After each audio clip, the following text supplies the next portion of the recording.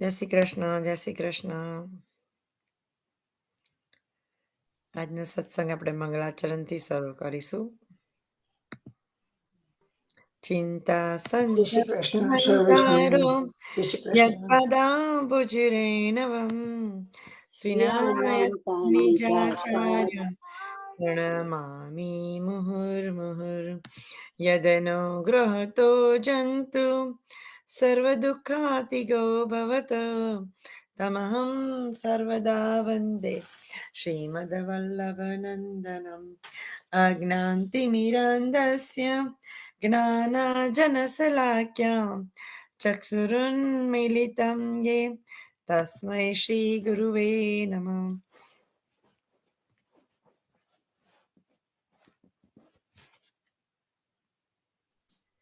નમામિ હૃદયે શેષે લીલાશ્રીરાબ્ધિશયનં લક્ષ્મી સહસ્રલીલાભિ સેવ્યમાनं કલાનિધિ ચતુર્વેશ્ય દિવિસતા ષડભવરાજતે યોત્સવ પંચધારદે મમ. શ્રી ગોવર્ધનનાથ કી જય, ગિરિરાજ ધરણ કી જય, કૃષ્ણ કનૈયા લાલ કી જય. આજના સત્સંગમાં આપણે શુભમંગલ છે આપણી સાથે, તો કૃષ્ણ સેવા ફિલોસોફીનો કન્ટિન્યુઅસ ટોપિક કરશે. જય જય શ્રી શ્રી કૃષ્ણ. કૃષ્ણ સર્વ વૈષ્ણવ. જય શ્રી કૃષ્ણ, જય શ્રી કૃષ્ણ. જય શ્રી કૃષ્ણ. હસમુખ જય શ્રી કૃષ્ણ સર્વ જય વૈષ્ણવની. શ્રી કૃષ્ણ, જય શ્રી કૃષ્ણ.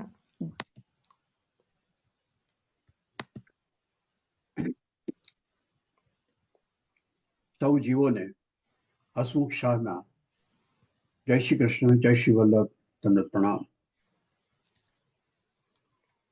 આજે આપણે પુષ્ટિ સેવાનું તત્વદર્શન અને આચરણ, ફિલોસોફી અને પ્રેક્ટિસ ઓફ પુષ્ટિ સેવા વિષયને આગળ વધારીશું.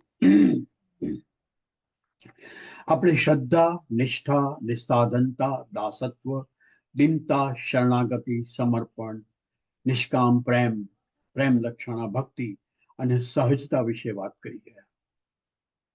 આજે આપણે માયા, સંસાર અને લૌકિક અલૌકિક ના કન્સેપ્ટ શ્રી મહાપ્રભુજીની વ્યાખ્યા પ્રમાણે સમજીશું. આ બધા કન્સેપ્ટ સમજવાની જરૂર છે, માટે આપણે એમની વાત કરી રહ્યા છે. માત્ર સેવાનું કર્મ કરે ન ચાલે. અને આ જે કન્સેપ્ટની વાત કરી રહ્યા છે એની વાત આપણે જ્યારે સમાપ્ત કરીશું ત્યાર પછી હું એનું લખાણ બધાને મોકલી આપીશ, એટલે એકી સાથે બધાને મળી જાય. માયા, માયાનો શબ્દ આપણે બધાએ સાંભળેલો છે. માયા પરમાત્મા કૃષ્ણની સંમોહિની, મોહમાં ડુબાડી દે એવી શક્તિ છે. શ્રી મહાપ્રભુજીએ એમના શુદ્ધ અદ્વૈતવાદ તત્વદર્શનમાં સમજાવ્યું છે કે પરબ્રહ્મ કૃષ્ણ એકલા જ હતા. એમને રમણ કરવાની, ખેલવાની, રમવાની ઈચ્છા જાગી અને એમણે પોતાનામાંથી જ સૃષ્ટિનું સર્જન કરવાનો પ્રારંભ કર્યો. પ્રથમ તો અક્ષરધામ, અક્ષર બ્રહ્મ નામક એક પ્લેટફોર્મ તૈયાર કર્યું. એમાં ઉમેર્યા તમસ, રજસ, સત્વ જેવા 3 ગુણ વાળી માયા. એમાંથી સર્જાઈ 33 પ્રકારની શક્તિઓ, જેને આપણે 33 દેવી દેવતા તરીકે ઓળખીએ છીએ. જે 33 કોટી દેવતા કહેવાય છે ને, એ 33 કરોડ દેવતા નથી, માત્ર 33 છે. કારણ કે કોટી શબ્દના 2 અર્થ થાય. કોટી એટલે પ્રકાર, ટાઈપ, કાઇન્ડ, અને કોટી એટલે 1 કરોડ. તો કોઈએ ભૂલમાં ચાલુ કરી દીધું કે કોટી એટલે કરોડ અને 33 કરોડ થઈ ગયા. મોટા ભાગના નોન હિન્દુ અને ઓલમોસ્ટ બધા જ નોન હિન્દુ અને મોટા ભાગના હિન્દુ એમના અજ્ઞાનના કારણે એમ સમજે છે કે 33 કરોડ દેવતા છે. 33 કરોડ દેવતા નથી, માત્ર 33 દેવી દેવતા છે. તો આ 33 પ્રકારની શક્તિઓ, જેને આપણે 33 દેવી દેવતા તરીકે ઓળખીએ છીએ, એ એમાંથી સર્જાઈ અક્ષર બ્રહ્મમાંથી, જેમાં બ્રહ્મા, વિષ્ણુ અને મહેશ ત્રણેય આવી જાય. અને ત્યારબાદ સર્જાઈ જળ અને ચેતન સૃષ્ટિ. આપણી આસપાસ જે જળ પદાર્થો અને ચેતન પદાર્થો દેખાય છે એ આખી સૃષ્ટિ એ પછી અક્ષર બ્રહ્મમાંથી સર્જાઈ. ચેતન સૃષ્ટિ એટલે વનસ્પતિ, જળચર, સ્થળચર અને નભચર. જળમાં જે પશુ પ્રાણીઓ રહે છે એ, સ્થળ ઉપર જમીન પર જે છે આ નભ એટલે આકાશમાં જે છે પંખીઓ. મનુષ્ય એટલે આપણે પણ ચેતન સૃષ્ટિનો જ ભાગ. આપણી વાત કરીએ તો આપણા અસ્તિત્વને, આપણા બંધારણને સમજીએ. આપણે છીએ શું? તો આપણા બંધારણના 7 પડળ, 7 લેયર છે. શરીર, ઇન્દ્રિય, પ્રાણ, માયા, અંતઃકરણ, જીવાત્મા અને અંતરાત્મા.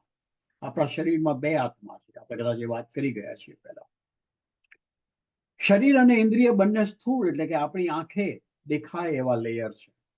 બાકીના 5 લેયર પ્રાણ, માયા, અંતઃકરણ એટલે કે મન, બુદ્ધિ અને અહંકાર, જીવાત્મા અને અંતરાત્મા જે બંને ચેતન છે એટલે ચેતનાનો અંશ, એ બધા સૂક્ષ્મ છે એટલે આપણી આંખે દેખાય જ નહીં એવા લેયર છે. માયાની અસર જેના ઉપર નથી એવો અંતરાત્મા, પરમાત્મા, કૃષ્ણનો અંશ છે. અને આપણા શરીરમાં સાક્ષી તરીકે રહી ને આપણા કોઈ પણ કર્મોમાં જરા પણ ભાગ લેતો નથી. જેના ઉપર માયાની અસર છે એ જીવાત્મા, અક્ષર બ્રહ્મનો અંશ છે. અને આપણા શરીર સાથે એકતા અનુભવી ને આપણા સર્વ કર્મોનો કર્તા બને છે. માયા ભગવાન કૃષ્ણની સંમોહિની શક્તિ, જે આપણા જીવાત્મા અને અંતઃકરણ માટે એક આવરણ, એક પડદો, એક ઢાંકણ બની રહે છે. માયાના કારણે જ આપણે અહંકાર અને મમત્વ, ઈગો અને પોઝેસિવનેસ થી ઘેરાયેલા રહીએ છીએ. આપણામાં જે અહંકાર છે અને જે મમત્વ છે, હું બહુ વિગતવાર આ ડિસ્કશનમાં ઉતરતો નથી, ફરી ક્યારેક ઉતરીશું અહંકાર અને મમત્વ બંનેના. પરંતુ અહંકાર અને મમત્વ આપણામાં જે છે અને બધામાં છે, હું અને મારું બધામાં છે, એ માયાના કારણે છે, માયાના આવરણના કારણે છે. અને માયાનું આવરણ છે, માયાનો પડદો છે, માયાનું ઢાંકણ છે, એ કૃષ્ણની લીલા છે. અહંકાર આપણામાં હોય, મમત્વ આપણામાં હોય, અહંતા મમતા આપણામાં હોય, તો એ અહંતા અને મમતાના પ્રેરાયેલા આપણે અનેક કર્મો કરતા જ રહીએ. અને કર્મોના ફળ ભોગવવા માટે અનેક જન્મ લેતા જ રહીએ. અને જન્મ એટલે આપણે એટલે કે હસમુખ શાહ નથી લેતો જન્મ, પણ હસમુખ શાહની અંદર વસતો જીવાત્મા અનેક જન્મ લે છે. તો આપણે જે કર્મ કરીએ છીએ એ કર્મના ફળ જીવાત્મા ભોગવે છે, સારા કે ખોટા. અને વારંવાર એને જન્મ લેતા રહેવું પડે છે. જન્મ મૃત્યુ પુનર્જન્મના ચક્રમાં ફસાયેલો રહે છે. એ આખું એ માયાનું કામકાજ છે. અને માયા એ કૃષ્ણની જ શક્તિ છે. અને શક્તિને એમણે વહેતી મૂકી છે કારણ કે એ એમની લીલા છે. એમણે જે સૃષ્ટિનું સર્જન કર્યું છે, સર્જન ચાલતું રહેવું જોઈએ. એમણે જે ખેલ શરૂ કર્યો છે, એમણે જે નાટક શરૂ કર્યું છે, એક મહાન લીલા નાટક, એ નાટક ચાલુ રહે તો જ એમને મજા આવે એવું છે, એમને આનંદ થાય એવું છે. તો માયા એ કૃષ્ણની લીલા નાટકનો એક ભાગ છે. બહુ ઇમ્પોર્ટન્ટ, બહુ અગત્યનો ભાગ છે. ભગવદ્ ગીતામાં ભગવાન કૃષ્ણ અર્જુન મારફત આપણને સૌને સલાહ આપે છે. કૃષ્ણ કહે છે કે મારી આ માયા શક્તિનું આવરણ ભેદવું અઘરું છે, પરંતુ જે મને નિરંતર ભજે છે એ મનુષ્ય માયાના આ અભેદ આવરણને ભેદીને મને પામે છે. જ્યાં સુધી આપણે માયાને ભેદી નથી શકતા, એનો અર્થ કે જ્યાં સુધી આપણે આપણો અહંકાર અને મમત્વ, અહંતા મમતા ને છોડી નથી શકતા, નાશ નથી કરી શકતા, ત્યાં સુધી કૃષ્ણ સાક્ષાત્કાર થવો શક્ય નથી. કૃષ્ણનો આજ તો ખેલ છે અને આજ તો એની રમત છે. કૃષ્ણે આપણને માયાના આવરણમાં મૂકી દીધા છે અને એ આવરણના તોડવાના ઉપાય પણ સૂચવ્યા છે. દરેક ધર્મ, દરેક સંપ્રદાય ઉપાય સૂચવે છે. જેમ પુષ્ટિ ભક્તિ માર્ગમાં કૃષ્ણ સેવા અને કૃષ્ણ કથા એ ઉપાય છે. અને હવે કૃષ્ણ રાહ જુએ છે કે આપણામાંથી કોણ એની માયાના એ આવરણને, એ પડદાને તોડીને કૃષ્ણ તરફ પ્રયાણ કરે છે, કૃષ્ણનો સાક્ષાત્કાર. કૃષ્ણ આપણી વાટ જોઈને બેઠા છે. આપણો અહંકાર અને આપણી મમતા તૂટે તો જ કૃષ્ણ સાક્ષાત્કાર થાય, બાકી આ જ રીતે સંસારની વ્યાખ્યા શું? શ્રી શંકરાચાર્યજી સંસારની વ્યાખ્યા એ કરે છે કે આ જગત જે છે, આપણી ચારે બાજુ જે દેખાય છે, એ સંસાર છે. આપણે પણ બોલચાલની ભાષામાં એને સંસાર કહીએ છીએ, પરંતુ શ્રી મહાપ્રભુજી એમ નથી માનતા. મહાપ્રભુજીની વ્યાખ્યા સંસારની જુદી છે. શ્રી શંકરાચાર્યજી એમ માને છે કે જગત મિથ્યા છે, જીવ સત્ય છે, બ્રહ્મ સત્ય છે, પણ જગત મિથ્યા છે. જગત એટલે આપણી આજુબાજુમાં જે છે બધું, અને માટે એને સંસાર કહે છે કે સંસાર મિથ્યા છે. શ્રી મહાપ્રભુજી માને છે કે અને કહે છે કે જો બ્રહ્મ સત્ય છે તો જીવ સત્ય છે, અને બ્રહ્મમાંથી જ ઉત્પન્ન થયેલું જગત પણ સત્ય જ છે, માટે એને મિથ્યા સંસાર ન કહી શકાય. તો શ્રી મહાપ્રભુજી સંસારની વ્યાખ્યા શું કરે છે? કૃષ્ણની લીલાના એક ભાગ રૂપે જ માયાના બંધનમાં આપણે બંધાયેલા છીએ, અને એના કારણે જ આપણે અહંકાર અને મમત્વથી, ઈગો અને પોઝિટિવનેસથી ઘેરાયેલા રહીએ છીએ. આપણામાં છે જ, દરેકમાં છે. અને એમની દોરવણી, અહંકાર અને મમતાની દોરવણી હેઠળ જ સર્વ કાર્ય કરીએ છીએ આપણે. They are the motivation. હું અને મારું is the motivation of all our actions. આપણે માયા એટલે કે આપણા અહંકાર અને મમત્વની ગાઢ અસર નીચે આપણે એક આગવી દુનિયાનું સર્જન કરીએ છીએ. હું અને મારું, મારી પત્ની, મારા બાળકો, મારું કુટુંબ, મારું ઘર, મારી ગાડી, મારા પૈસા, મારી સંપત્તિ, મારો સમાજ, મારું રાજ્ય, મારું શહેર, મારું રાજ્ય, મારો દેશ, મારી જાતિ, મારો ધર્મ, આ બધું જ અહંકાર અને મમત્વ છે. અને એ આપણો સંસાર છે. એ આપણે આપણી આસપાસ એક દુનિયા ઊભી કરીએ છીએ, જગત ઊભું કરીએ છીએ, આપણી પોતાની આગવી. દરેક વ્યક્તિ કરે, દરેક પુરુષ, દરેક સ્ત્રી આ એક પોતાની દુનિયા ઊભી કરે છે, પોતાના અહંકાર અને મમત્વના કારણે, પોતાના અહંતા અને મમતાના કારણે આ જગત ઊભું કરે છે. શ્રી મહાપ્રભુજી એને સંસાર કહે છે. શ્રી મહાપ્રભુજી એને સંસાર કહીને એને મિથ્યા કહે છે, કે ભ્રમ છે, એ મિથ્યા છે, ખોટું છે. કારણ કે એ પરબ્રહ્મ કૃષ્ણ, પરમાત્મા કૃષ્ણે સર્જન નથી કર્યું, એ મનુષ્યએ સર્જન કર્યું છે સંસારનું. આપણી આસપાસ જે દુનિયા ઊભી કરીએ છીએ અહંકાર અને મમત્વના કારણે, એ આપણે ઊભી કરીએ છીએ, કૃષ્ણ નહીં. અને કૃષ્ણ ઊભી નથી કરતા માટે એ સત્ય નથી, આપણે ઊભી કરીએ છીએ માટે એ મિથ્યા છે, ભ્રમ છે, ખોટી છે. અને એને તોડવાની છે. આપણી આસપાસ આપણે જ ઊભી કરેલી આ જે દુનિયા છે, જે જગત છે, સંસાર છે, જે માયાના કારણે આપણે ઊભું કર્યું છે, આપણા અહંકાર અને મમત્વના કારણે ઊભું કર્યું છે, એ તોડીને બહાર જવાનું છે. શ્રી મહાપ્રભુજીની સલાહ એ છે, આજ્ઞા એ છે, ઉપદેશ એ છે, આદેશ એ છે કે આપણે સર્જેલા મિથ્યા સંસારમાં અટવાયેલા રહીએ ત્યાં સુધી આપણે ગમે તેટલા પ્રયત્ન કરીએ, ગમે તેટલી ભવ્ય અને લાંબી કૃષ્ણ સેવા કરીએ, કે ગમે એટલી કૃષ્ણ કથાનું શ્રવણ કીર્તન સ્મરણ કરીએ, ગમે તેટલા સત્સંગ કરીએ, કૃષ્ણના પ્રેમનો અનુભવ અને ભગવદ રસની અનુભૂતિ થવાની શક્યતાઓ નથી. માયાનું આવરણ, શ્રી મહાપ્રભુજી જેને કહે છે અજ્ઞાનનું આવરણ, મહાપ્રભુજી જેને કહે છે અહંકાર અને મમતાનું આવરણ, જેને સંસાર કહે છે, એ સંસારને તોડીએ તો જ કૃષ્ણ મળે. અને આ કારણે શ્રી મહાપ્રભુજીના મતે કૃષ્ણ સેવા અને કૃષ્ણ કથા બંનેનો મુખ્ય ઉદ્દેશ આપણા અહંકાર અને મમતાના નાશનો છે. ત્યાર પછીનો ઉદ્દેશ કૃષ્ણને નિષ્કામ પ્રેમ કરતા શીખવાનો છે.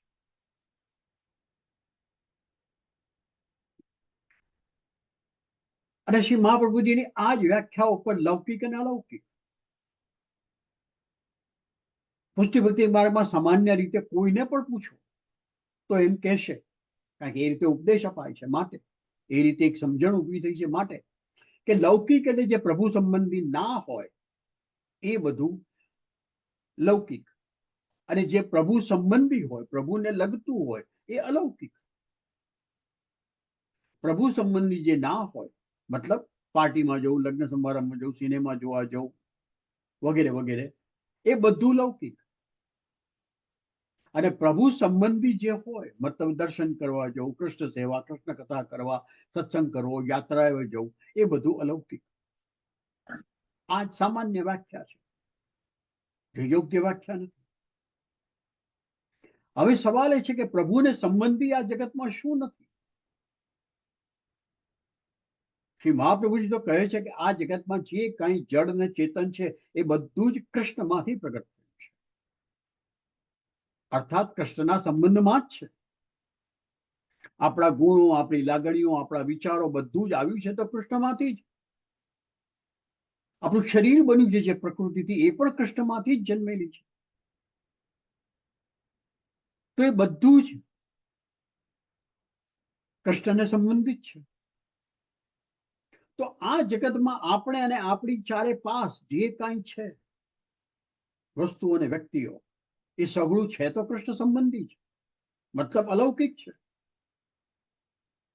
પાર્ટીમાં કે લગ્ન સમારંભમાં જઈએ તો ત્યાં કોણ હોય છે? વિવિધ કૃષ્ણ સ્વરૂપો જ હોય છે ને. આપણને લાગતા નથી કારણ કે આપણે કક્ષાએ પહોંચ્યા નથી, પણ છે તો કૃષ્ણ સ્વરૂપો જ. કૃષ્ણ સાથે સંબંધ છે એ બધાનો, કૃષ્ણમાંથી જ પ્રગટ થયા છે એ બધા. તો એ લૌકિક કેવી રીતે કહેવાય? એ દરેકનો કૃષ્ણ સાથે સંબંધ છે. તો લૌકિક એટલે શું? જે વાણી, જે કાર્ય, જે ઘટના સાથે આપણો અહંકાર જોડાય, આપણું મમત્વ જોડાય, જેનાથી આપણો અહંકાર પોષાય, એ વાણી, એ કાર્ય, એ ઘટના લૌકિક. ભલે પછી એ મંદિરમાં મનોરથનું કાર્ય હોય કે પછી આપણા ઘરે શ્રી ઠાકોરજીના કોઈ મનોરથની વાત હોય કે કોઈ પાર્ટી કે સમારંભમાં આપણું દંભ અને અહંકાર ભર્યું વર્તન હોય. મંદિરમાં બી મનોરથ ઠાકોરજીને અંગીકાર કરાવવાની વાત હોય અને એમાંય જો આપણે અહંકાર પોષતા હોઈએ, ના ના મારું નામ જરા મોટેથી બોલજો, ફ્લાયરમાં તો આવવું જ જોઈએ, આટલા બધા પૈસા આપ્યા છે, આટલા બધાનું દાન કર્યું છે, ઠાકોરજીને મનોરથ કરાવ્યો છે, 1000 રૂપિયા આપ્યા છે, $1000 આપ્યા છે કે $25,000 આપ્યા કે જે આપ્યા હોય, તો એ લૌકિક છે. ભલે કૃષ્ણના ચરણે સમર્પિત કર્યા છે પણ એ લૌકિક છે, કારણ કે એમાંથી આપણો અહંકાર આપણે પૂછી રહ્યા છે. મંદિરમાં આજે રાજભોગ છે આપણો, ઠાકોરજીનો નહીં, આપણો, તો આવજો ને પ્રસાદ લેવા. શા માટે જાહેરાત કરવી પડે? શા માટે જાહેરાત કરવી પડે? ઠાકોરજીની સેવા કરો છો, જાહેરાત શા માટે કરવી પડે? પ્રસાદ ઘરે લઈ આવો પછી બધાને માટો, nothing is wrong with it. પણ આપણને જાહેરાત કરાવીને ચાલતું નથી. તો કોઈકને ખબર પડે ને કે આપણે 500, 1000, 5000, 10,000 ખર્ચ્યા છે, તો એ મનોરથ લૌકિક બની જાય છે, એ કાર્ય આપણું લૌકિક, અલૌકિક નથી રહેતું. ટૂંકમાં આપણા અહંકાર અને મમતા સાથે જે જોડાયેલું હોય એ બધું લૌકિક, અને જે આપણા અહંકાર અને મમતા સાથે ના જોડાયેલું એ બધું અલૌકિક. હવે આપણે વિચાર કરવાનો કે આપણે જીવનમાં લૌકિક કર્મ કેટલા કરીએ છીએ અને અલૌકિક કર્મ કેટલા કરીએ. દરેકે પોતપોતાનો વિચાર કરવાનો, કોઈએ કોઈને સલાહ નથી આપવાની. આજે અહીં જ વિરમું. પુષ્ટિ સેવા તત્વદર્શન વિષય વિશે વધુ વાત હવે પછીના સત્સંગમાં કરીશું. આપ સૌ આપના મન હૃદય ખુલ્લા કરીને મને સાંભળો છે, મારું સદભાગ્ય છે. આપ સૌનો આભાર. મને વાર્તાલાપ માટે નિમંત્રણ આપવા બદલ સેજલબેનનો આભાર. જય શ્રી કૃષ્ણ, જય શ્રી રામ. જય શ્રી કૃષ્ણ હસમુખ અંકલ. જય શ્રી કૃષ્ણ. તમને સાંભળીને ઓલવેઝ અમારે બધા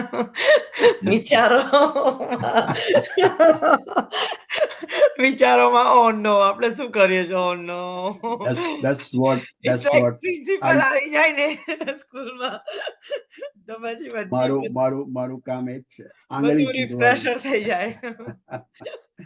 આપણે આપણી જાતને પૂછવાનું છે કે આપણે જે માર્ગ પર ચાલી રહ્યા છે બરાબર છે કેમ? સાચી વાત છે. બરાબર ને? That's the whole thing. અને Yeah, A I think- constant analysis આપણને સુધારશે. યા આઈ થિંક બીજું લાર ઓફ વૈષ્ણવ જે છે એ લોકોને આપણે જે વાત કરો છો નામ આગળ કરવાનું કે એ બધું, I don't know if they think about all this, but I think No. More than that they care about doing the seva. I think તમે વિચારો કે બે પળના છે, રાઈટ? એ લોકો એક પરણામાં એવું વિચારે કે ના મારે મારું નામ આગળ કરવું છે કે બીજા પરણામાં મારે ઓનલી ભક્તિ કરવી છે. તો આઈ થિંક એ લોકો they will choose the bhakti more. That's what I think. જો એમને ખબર હોય તો Yeah. કે બોલવાથી Yeah. જાહેરાત કરવાથી એ અહંકાર પોસાય છે. સી આપણે ઘણી બધી વખત એવી વાતો કરતા હોય જે આપણને અંદાજ પણ નથી હોતો કે આપણો અહંકાર છે. Yeah. અને એટલે અહંકારને ઓળખવો પડે તો જ એનો નાશ થઈ શકે ને, બાકી નાશ ના થઈ શકે. Yeah. એક વાતમાં અહંકાર એકદમ જયારે કહું છું ત્યારે એ અહંકારને ઓળખવો પડે સાચી વાત છે. કે આપણે આ બોલ્યા કે આ કંઈક કર્યું એ ખરેખર અહંકારથી કર્યું.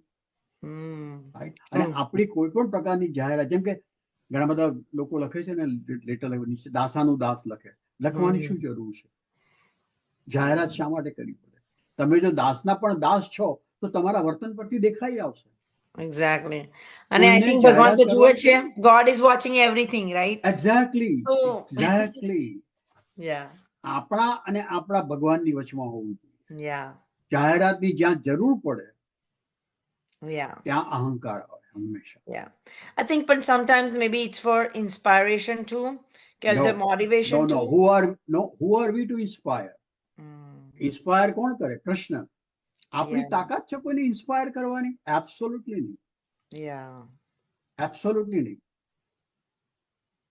એ વાત આપણે ના માનવી જોઈએ. એ કદાચ એક બહાનું છે. એક્સક્યુઝ.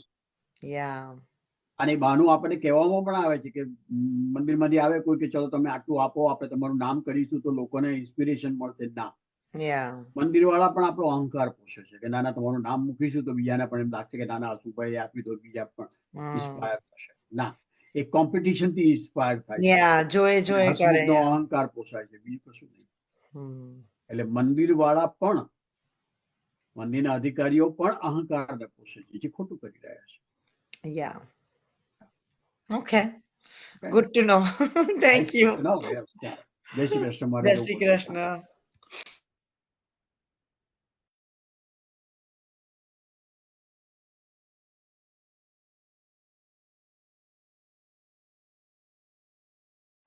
તેજલબેન જય શ્રી કૃષ્ણ. સર્વ વૈષ્ણવને જય Shri Krishna and happy new year. તમારો અવાજ નથી આવ્યો.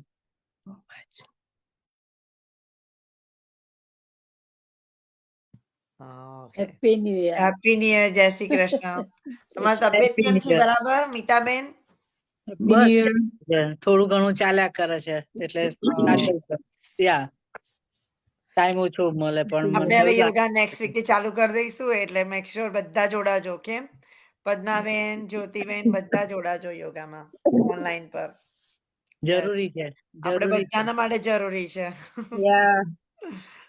દિવાળીમાં બહુ બધી મીઠાઈ ખાઈ લીધી, રાઈટ? હવે યોગા કરવા પડશે. શું મીઠાઈ નીકળે છે અત્યારે? હા, હજી વન મોર અંકુટ પછી પતાવી દેજો. મીતાબેન તમે ક્યાં રહો છો? અહીંયા મેરીલેન્ડમાં નથી ને? ના, ન્યૂ જર્સી.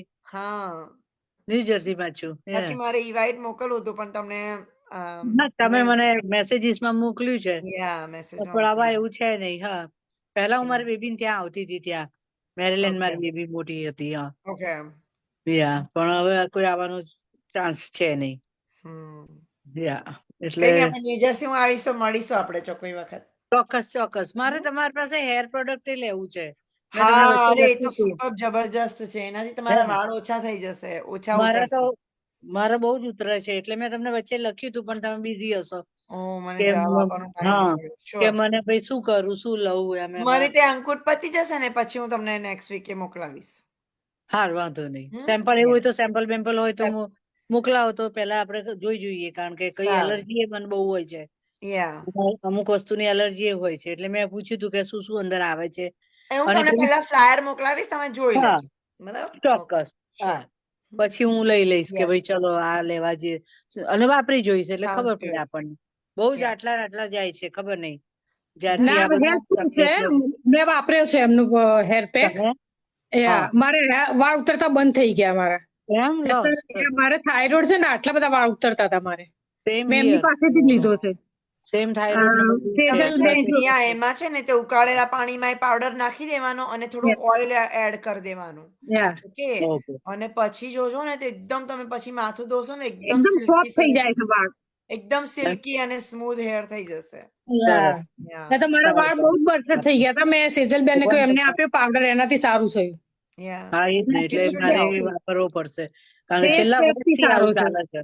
Yeah, Face અહીંની આપણા pack અમુક એમનું હોર્મોન્સ પણ ચેન્જ થાય અને પાણી અહીંનું Yeah. પાણી બહુ જ સ્ટ્રોંગ હોય છે હાર્ડ છે પાણી એનું. Yeah. અને હું તો સાચું કહું કે મારે તો સ્ટ્રેસ ને બધું ટેન્શન ને બધું થયું કારણ કે મારા મિસ્ટર ને ગઈ સાલ હાર્ટ ની સર્જરી કરાઈ. તો એમાં મારે ટેન્શનમાં હવે આ સાલ મારો વારો થયો છે. અરે બાપરે. તમારે યોગા ચોક્કસ નિયમિત આવો, આ બધા પ્રોબ્લેમ્સ તમારા ચોક્કસ સોલ્વ કરી દેશે. સર્જરી ની જરૂર નહીં હવે એમ કે, પણ એ લોકોએ ડોક્ટરે કીધું કે સ્ટેન્ટ મૂકી દઈએ એટલે એમ કે એનાથી તમને સારું થઈ જશે એમ. તો પછી બ્રીધિંગ ની એક્સરસાઇઝ થાય સ્ટેન્ડ મૂક્યા પછી સેજલ બેન?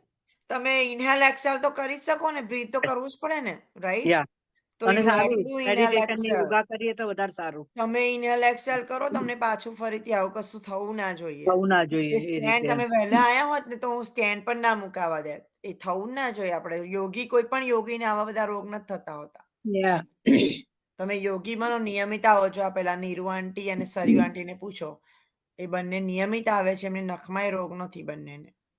જો એટલે થાઇરોઇડ ની તો એક્સરસાઇઝ કરું જ છું ખાસ. Yeah. થાઇરોઇડ યા અમને બતાવીશ, હું કરું છું. યા બ્લડ હા, પ્રેશર ની સેજલ બેન કરું છું. Don't ડાયાબિટીસ wait ની for છે. too long until it comes into, પછી રોગો Yeah. થવા માંડે, એને રાહ નહીં જોવાની.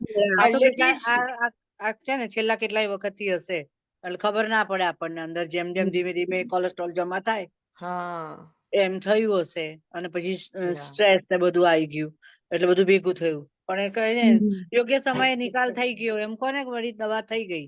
યા એ તમારે સારું થયું ને, આપણે મુલાકાત થઈ હા. ગઈ. બસ ઠાકોરજી ની કૃપા કે ચલો ભાઈ, હું તો ના જ પાડતી હતી નહીં ડોક્ટર ને. ડોક્ટર કે ના, આપણે વેઇટ કરવાની જરૂર નથી કે આપણે જોઈ લઈએ, તમે નહીં માનો બસ નહીં, એક તો આંટી વાંધો છે, નહીં કે. ઇન્દુજી નામના એક આંટી છે, આપણે પછી વાત કરીશું, સત્સંગ હા પછી પછી વાત કરી કરીએ. હા આપણે હા પેલા સત્સંગનું કામ સોરી હા કરીએ. હા હા તો જય શ્રી આપણે કૃષ્ણ. ગીતાજીનું, આઈ થિંક રીટા આંટી નથી, તો ગીતાજીનું પારાયણ આપણે ચાલુ કરી દઈશું. હા ઉર્વશીબેન પણ નથી આયા, સો લેટ્સ ડુ ધ ગીતાજીનું ચેપ્ટર 17th, શ્લોક નંબર 11મો. લતા આંટી, જય શ્રી કૃષ્ણ. જય શ્રી કૃષ્ણ સર્વ વૈષ્ણવને. જય શ્રી કૃષ્ણ. હા સર્વેને જય શ્રી કૃષ્ણ. આપણે શ્લોક નંબર 11મો, લતા આંટી. જય શોકલેશ. જય શ્રી કૃષ્ણ. જય શ્રી કૃષ્ણ. અકલા અફલાકાંડ સિદ્ધિઃ યજ્ઞ વિધિ દ્રષ્ટમ યહ યુજ્યતે यस्त यम एव कैनेडियन एयरलाइन एयर ट्रांजिट की फ्लाइट 236 टोरंटो एयरपोर्ट से पुर्तगाल के लिस्बन शहर जाने. અવાજ આવે છે? અવાજ આવે છે? ટીવી નો અવાજ? Yeah, we can hear you. Go ahead. Sorry about that. Okay. અનુવાદ. જે યજ્ઞ શાસ્ત્રોક્ત વિધિ પ્રમાણે કર્તવ્ય સમજીને ફળની આકાંક્ષા નહીં રાખનારા લોકો દ્વારા કરવામાં આવે છે તે સાત્વિક હોય છે. જે યજ્ઞ શાસ્ત્રોક્ત વિધિ પ્રમાણે કર્તવ્ય સમજીને ફળની આકાંક્ષા નહીં રાખનારા લોકો દ્વારા કરવામાં આવે છે તે સાત્વિક હોય છે. ભાવાર્થ: સામાન્ય રીતે મનમાં કોઈ હેતુ સાથે જ યજ્ઞ કરાય છે, પરંતુ અહીં કહ્યું છે કે આવી કોઈ ઈચ્છા વિના જ યજ્ઞ કરવો જોઈએ. તે કર્તવ્ય સમજીને કરવો જોઈએ. દાખલા તરીકે મંદિરો કે દેવળોમાં કરાતા કર્મકાંડ સામાન્ય રીતે ભૌતિક લાભને દ્રષ્ટિમાં રાખીને કરવામાં આવે છે, પણ તે સત્વગુણવાળા હોતા નથી. મનુષ્ય કર્તવ્ય સમજીને જ મંદિર કે દેવળમાં જવું જોઈએ અને પૂર્ણ પુરુષોત્તમ પરમેશ્વરને પ્રણામ કરી ફૂલ, ફળ તથા ખાદ્ય પદાર્થ અર્પણ કરવા જોઈએ. માત્ર ઈશ્વર પૂજા કરવા ખાતર મંદિરે જવું નિરર્થક છે. એમ દરેક મનુષ્ય વિચારે છે, પરંતુ આર્થિક લાભ માટે પૂજા કરવી એવી ભલામણ કોઈ શાસ્ત્રોમાં કરવામાં આવતી નથી. શ્રી વિગ્રહને આદર આપવા માટે જ મંદિરે જવું જોઈએ. તેથી મનુષ્ય સત્વગુણી થશે. દરેક સભ્ય મનુષ્યનું કર્તવ્ય છે કે તે શાસ્ત્રોક્ત આદેશો પાડે છે તથા પૂર્વ પુરુષોત્તમ પરમેશ્વરને નમસ્કાર કરે છે. જય શ્રી કૃષ્ણ. સર્વ જય વૈષ્ણવને શ્રી કૃષ્ણ. બહુ સુંદર સમજાવ્યું. બહુ સરસ છે, જોયું એમને કેટલું સરસ કહે છે એમાં. 12મો શ્લોક. નીતાબેન નથી આવ્યા. બીજા કોઈને શ્લોક આ લેવો છે? 12મો શ્લોક ગીતાજી છે. આઈ થિંક કલ્પના આંટી પાસે ગીતાજી છે ને? કલ્પના શાહ સેમ જ ગીતાજી છે મારી જેમ. કલ્પના શાહ, કલ્પના આંટી છે? નહીં તો બીજા કોઈને લેવો હોય તો બીજા કોઈ પણ લઈ શકો છો. શ્લોક નંબર 12મો.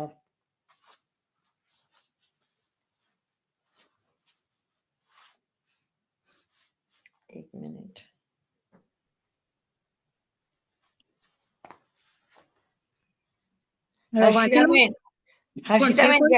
હર્ષિતાબેન જય શ્રી કૃષ્ણ. તમે લઈ લો છો? શ્લોક છે તમારી પાસે ગીતાજી? હર્ષિતાબેન જય શ્રી કૃષ્ણ.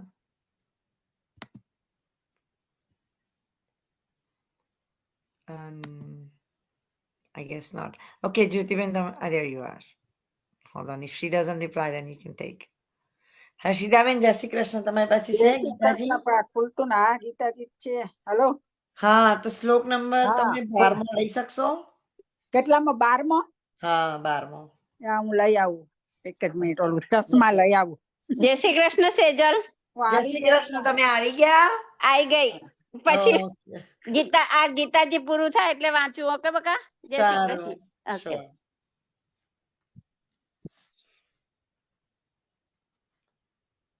નાનો બહુ છે મારે ગીતાજીમાં શ્લોક એનો અનુવાદ. નાનો, આ તો 2-3 લાઈન જ છે. એટલે તો બહુ નાનું છે, તો હું કઉ છું. આ શ્લોક 12મો શ્લોક બહુ નાનો છે. હું હજી છે ને મંદિરે થી આવી ને થોડીક વાર થઈ અને આવીને.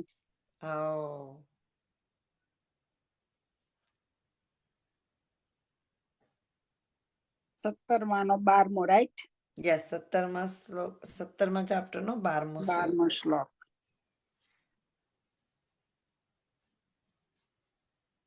અભિસંધાયતુ ફલમ દંભાથમપી ચેવ યત ઇજયતે ભરત શ્રેષ્ઠ યજ્ઞમ વિધિ રાજસમ.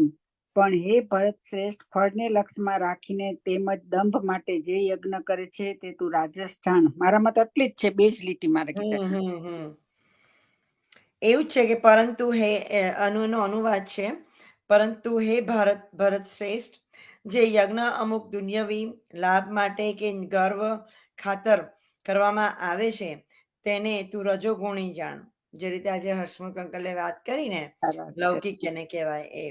કેટલીક વખત યજ્ઞો અને કર્મકાંડની વિધિઓ સ્વર્ગમાં ઉન્નતિ થવા માટે અથવા આ જગતમાં કોઈ ભૌતિક લાભ મેળવવા માટે કરવામાં આવે છે. આવા યજ્ઞો અથવા કર્મકાંડની વિધિઓ રજોગુણમાં રહેલા ગણવામાં આવે છે. ઓકે, ઓછું છે, અનુવાદ નથી મારા ગીતાજીમાં, બહુ પેલાના છે. શ્લોક નંબર 13મો. જ્યોતિબેન જય શ્રી કૃષ્ણ. જય શ્રી કૃષ્ણ. બધાને જય શ્રી કૃષ્ણ. નવા વર્ષના જય શ્રી કૃષ્ણ. સાલ મુબારક. સાલ મુબારક. તમે આવવાના છો ને અંકુટમાં, રાઈટ? પણ મને કહો તમે. હા. ના, મેં કેન્સલ કર્યું કારણ કે મારા હસબન્ડ પેલી એલર્જી ને શરદી ઉધરસ થઈ ગઈ, મને એની અસર આવી છે. એટલે તમે એમાં લખેલું ને કે એવું હોય તો કોઈ ના આવવું, એમ ઘેર રહેવું. એટલે હું તો બીજાની ઇફેક્ટ, એટલે કાલ મંદિરમાં જવાનું કેન્સલ કર્યું. જો મને ઉધરસ થઈ ગઈ શનિવારે નથી આવી શકતા ને તમે? બીજાની ઇફેક્ટ થાય એટલે મેં કેન્સલ કર્યું. મેં RSVP હે કાળા પીજો. કાળો પીવું છું, આદુનો ઉકાળો, આદુ તુલસીનો ઉકાળો પીવું છું, 4 ટાઈમ દિવસમાં પીવું છું. દવા લીધી 15 દિવસથી થયું હતું, ઓછું થઈ ગયું, ફરી પાછું થયું છે. પણ કારણ એમાં કે કાળામાં તુલસી અને મેથી અને જિંજર બધું આવી ગયું. પેલું એ છે, શું કહેવાય, ગિલોય બી છે, તમે ઉકાળો આપો છો ને. ગિલોય, જિંજર, અશ્વગંધા બધું જ છે. પણ હવે આ છે ને ગળું ઘસાય છે મારે, એટલે મને બોલવામાં તકલીફ પડે. પણ આજે વળી મેં તમે લોકો આવશો તો મળીશું, મળાય નહીં હવે. ભાઈ આવવાનું હતું, મેં વિચારી રાખ્યું હતું કંઈક સ્વીટ કરીને લઈ જઈશ ઠાકોરજી માટે. પણ હવે મને ડર છે કે કારણ કે હું બનાવું, મને ઓલરેડી મને છે તકલીફ, વધારે થાય તો બીજાને બી તકલીફ થાય. એટલે એના માટે જ મેં કેન્સલ કર્યું. અત્યારે મને બહુ ઈચ્છા હતી, પહેલું મેં સ્વીકાર કરેલું તમારી ઇન્વાઇટ નું, પહેલું મેં રજીસ્ટર કરી દીધું. હું તો જઈશ જ. પણ એ વખત ખબર નથી કે મને આ પ્રોબ્લેમ થશે. આ મારે લાગ્યું, મારા ગ્રાન્ડસન ના ત્યાંથી લાગ્યું મને. દિવાળીમાં આવેલા ને એનું જ લાગ્યું. એમને લાગ્યું, મને લાગી ગયું. એમને જ મને ના પાડી કે આવી તો કોઈ ઇન્ફેક્ટ ના થવાય ને ઇન્ફેક્શન લાગશે કોઈને. અને ઘરમાં જ પાછું, આપણે બહાર ખુલ્લામાં હોય તો વાંધો ના આવે, પણ આપણે ઘરમાં રહેવાનું તમારા. મને આ થોડું તો સારું છે, બોલાય છે, નતર આ બધું ટાઈટ થઈ ગયેલું બધું. ઓકે, ચલો આપણે ગરમ કાળા પીઓ. જય શ્રી કૃષ્ણ. અધ્યાય 17મો, શ્લોક 13મો. વિધિહીનમ અસુષ્ટાન્નમ મંત્રહીનમ અદક્ષિણમ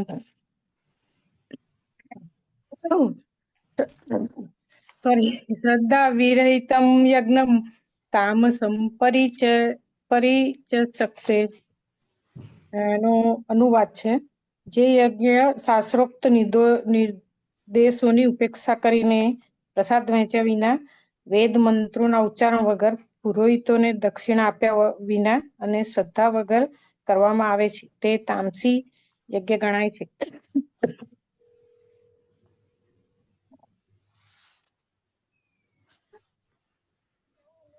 ભાવાર્થ છે, તમો ગુણમાં શ્રદ્ધા વાસ્તવમાં અશ્રદ્ધા છે. કેટલીક વખત લોકો કોઈ દેવને માત્ર ધન લાભ માટે પૂજે છે અને પછી તેઓ શાસ્ત્રોના આદેશોની અવહેલના કરીને તે ધનને મનોરંજન પાછળ વાપરે છે. આવા ધાર્મિક કર્મકાંડના દેખાવો સાચા અર્થાત સાત્વિક હોતા નથી, તે તામસી હોય છે. આનાથી આસુરી વૃત્તિ ઉત્પન્ન થાય છે અને માનવ સમાજનું હિત થતું નથી. જય શ્રી કૃષ્ણ. ટૂંકો જ છે, 2-3 લાઈનો જ છે. સાચી વાત છે. હમણાં જ 3 ગુણોના વિશે ચેપ્ટરની વાત કરે છે. 3 ગુણો, રજોગુણ, તમોગુણ અને સત્વગુણના વાત કરે છે. અને આમને હસમુખ અંકલ હમણાં જ વાત કરી ને, એમને ધનને મનોરંજન પાછળ વાપરે છે ને, એ બધું જ છે આમાં અત્યારે. એમાં છે. Very relevant to what we talked about.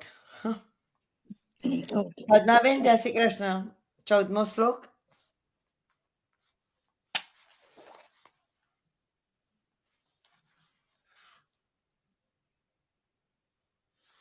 તમે મ્યુટ પર છો Padmaben. You have to unmute.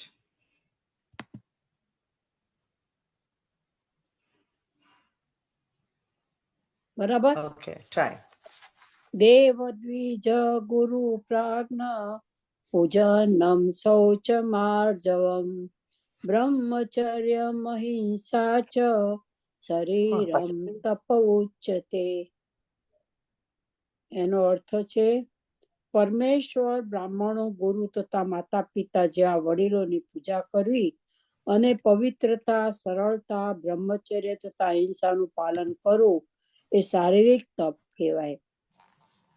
અહીં ભગવાને તપના પ્રકાર દર્શાવ્યા છે. પ્રથમ તેઓ શરીર દ્વારા કરાતા તપ વ્રત વર્ણવે છે. મનુષ્યો, ઈશ્વર અથવા દેવો, યોગ્ય બ્રાહ્મણો, ગુરુ તથા મા બાપ જેવા વડીલો કે વેદ જ્ઞાનમાં વિદ્વાન મનુષ્યોને આદર કરવો જોઈએ અથવા આદર કરવાનું શીખવું જોઈએ. આ સર્વનો યોગ્ય આદર કરવો જોઈએ. તેને પોતાની આંતર બાહ્ય શુદ્ધિની ટેવ પાડવી જોઈએ અને આચરણમાં સરળ રહેવું જોઈએ. તેને શાસ્ત્ર સંમત ન હોય તેવું કાર્ય કરવું જોઈએ નહીં. તેણે લગ્નની બહાર જાતીય જીવન ભોગવવું જોઈએ નહીં, કારણ કે શાસ્ત્રોમાં માત્ર લગ્ન જીવનમાં જ તેની છૂટ આપી છે, અન્યથા નહીં. આને બ્રહ્મચર્ય કહેવાય. આ બધા શારીરિક તપ છે. જય શ્રી કૃષ્ણ. જય શ્રી કૃષ્ણ. વાવ. શ્લોક નંબર 15મો. કોકિલા શાહ નથી આવ્યા મને લાગે છે. જ્યોતિબેન તમે લઈ લો ને. I think she is not here. Kokilaben છો તમે? I don't think they are there. I think they went to India. Sorry, I forgot. તમે લઈ લો 15મો શ્લોક. ઓકે. 15મો શ્લોક. અનુદ્વેગ કરમ વાક્યમ સત્યમ પ્રિય હિતમ ચ યત સ્વાધ્યાયાભ્યાસનમ ચૈવ વાંગમયમ તપ ઉચ્યતે. આનો અનુવાદ છે સત્ય પ્રિય લાગે એવા હિતાવ અને બીજાને ઉદ્વેગ ન પમાડનારા વચનો બોલવા તથા વૈદિક ગ્રંથોનો નિત્ય પાઠ કરતા રહેવું એ વાણીનું તપ છે. સોરી.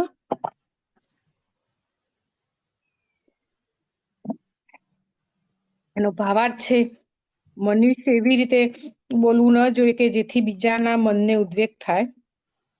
બેશક જ્યારે શિક્ષકે બોલવાનું હોય ત્યારે વિદ્યાર્થીઓને બોધ આપવા માટે સત્ય વચન કહી શકે છે, પરંતુ જે તેના વિદ્યાર્થી નથી એવા લોકોની સમક્ષ મનને ક્ષુબ્ધ કરે તેવું સત્ય બોલવું ન જોઈએ. આ વાણીનું તપ છે. તદુપરાંત મનુષ્ય નિરર્થક વાતો કરવી જોઈએ નહીં. શાસ્ત્ર દ્વારા સમર્થવામાં આવ્યું હોય એવું બોલવું એ આધ્યાત્મિક વર્તુળમાં વાત કરવાની રીત છે. જે કહેવામાં આવ્યું હોય તેનું સમર્થન કરવા તરત જ શાસ્ત્રોનું પ્રમાણ આપવું જોઈએ. સાથે સાથે આવી વાતો કર્ણપ્રિય હોવી જોઈએ. આવી ચર્ચા દ્વારા મનુષ્યને સર્વોચ્ચ લાભ તથા માનવ સમાજનું ઉત્થાન થાય છે. વૈદિક સાહિત્ય અપાર છે, તેનું અધ્યયન થવું જોઈએ. એ જ વાણીનું તપ કહેવાય છે. જય શ્રી કૃષ્ણ. જય શ્રી કૃષ્ણ. નાના નાના છે શ્લોક. હા, નાના નાના જ છે. આપણે નેક્સ્ટ ટાઈમ થી 16મો કરીશું. હજી આ ચેપ્ટર બે ત્રણ ગુરુવાર પછી પતશે આ ચેપ્ટર પણ. આપણે હવે એક જ ચેપ્ટર રહ્યું છે, એના પછી આપણે નવો ગ્રંથ ચાલુ કરીશું. એ આપણે હજી ડિસાઈડ નથી કર્યું. મારી પાસે પણ બધા બહુ છે. વલ્લભાખ્યાન, પછી જોઈએ. Let's see what happens. આપણે ડિસાઈડ કરીશું. તમે જે ચોપડી શરૂઆત કરો ને મને આ કૃષ્ણ કૃપામાં બુક નું નામ મૂકજો ને, તો ઇન્ડિયા જઉં છું તો લેતી આવીશું. સારું, એવું કરીશું. શ્યોર. જે ચોપડી હોય આપણે વાંચતા હોય ને બધી બધી જ આપણે જો આટલો ઓનલી પુષ્ટિ માર્ગની નથી વાંચતા. પુષ્ટિ માર્ગની તો વાંચીશું જ, પણ આપણે બીજા દેવો દેવતાઓની પણ વાંચવાના છે, કારણ કે જ્ઞાન બધેથી મેળવવાનું છે. આપણો જે સત્સંગ છે એ ગ્રંથ સત્સંગ છે બેઝિકલી. આપણે બધા જ ગ્રંથોને માન આપીને બધા ગ્રંથો વાંચવાના, તો બધા જ ગ્રંથો. ચોપડી હોય તો ફેર પડે આપણી પાસે. Sure. I'll let you know. Okay. Rita aunty, આપણે ભાગવત પુરાણ નો કન્ટિન્યુઅસ કરીશું. જય શ્રી કૃષ્ણ રીટા આંટી. જય શ્રી કૃષ્ણ. જય શ્રી કૃષ્ણ. જય શ્રી કૃષ્ણ. જય શ્રી કૃષ્ણ. ચોક્કસ. જ્યોતિબેન, ક્યારે જાઓ છો તમે ઇન્ડિયા?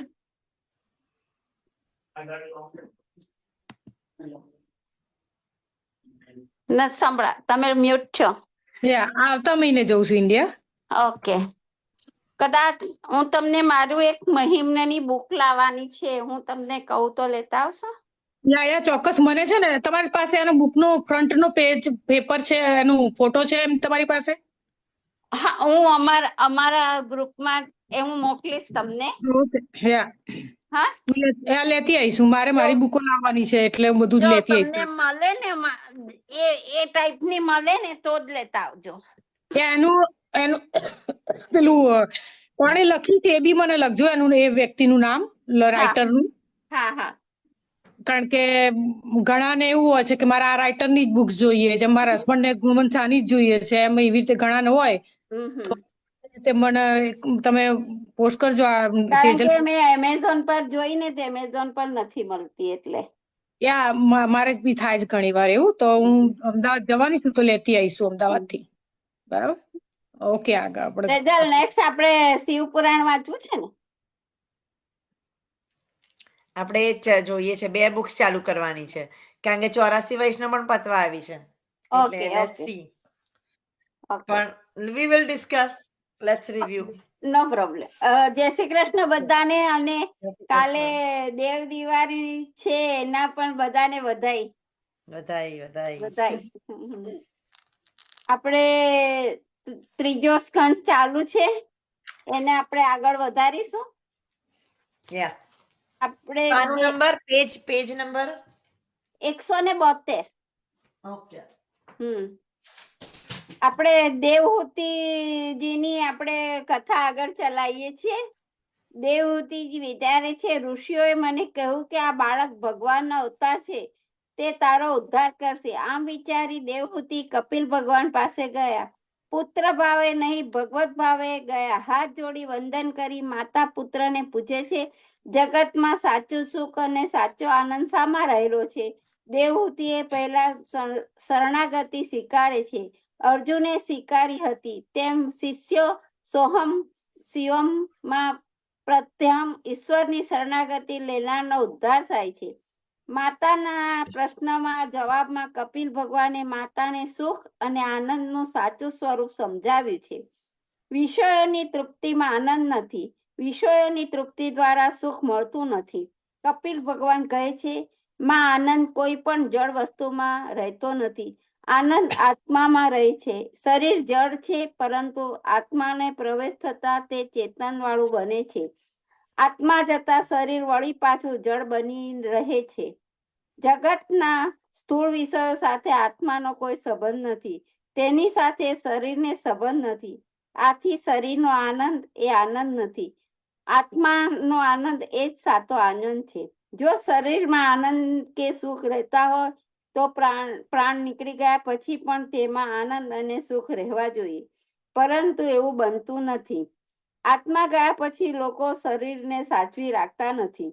વિષયોમાં આનંદ હોય તો બધી પરિસ્થિતિમાં વિષય ભોગમાં સરખો આનંદ મળે.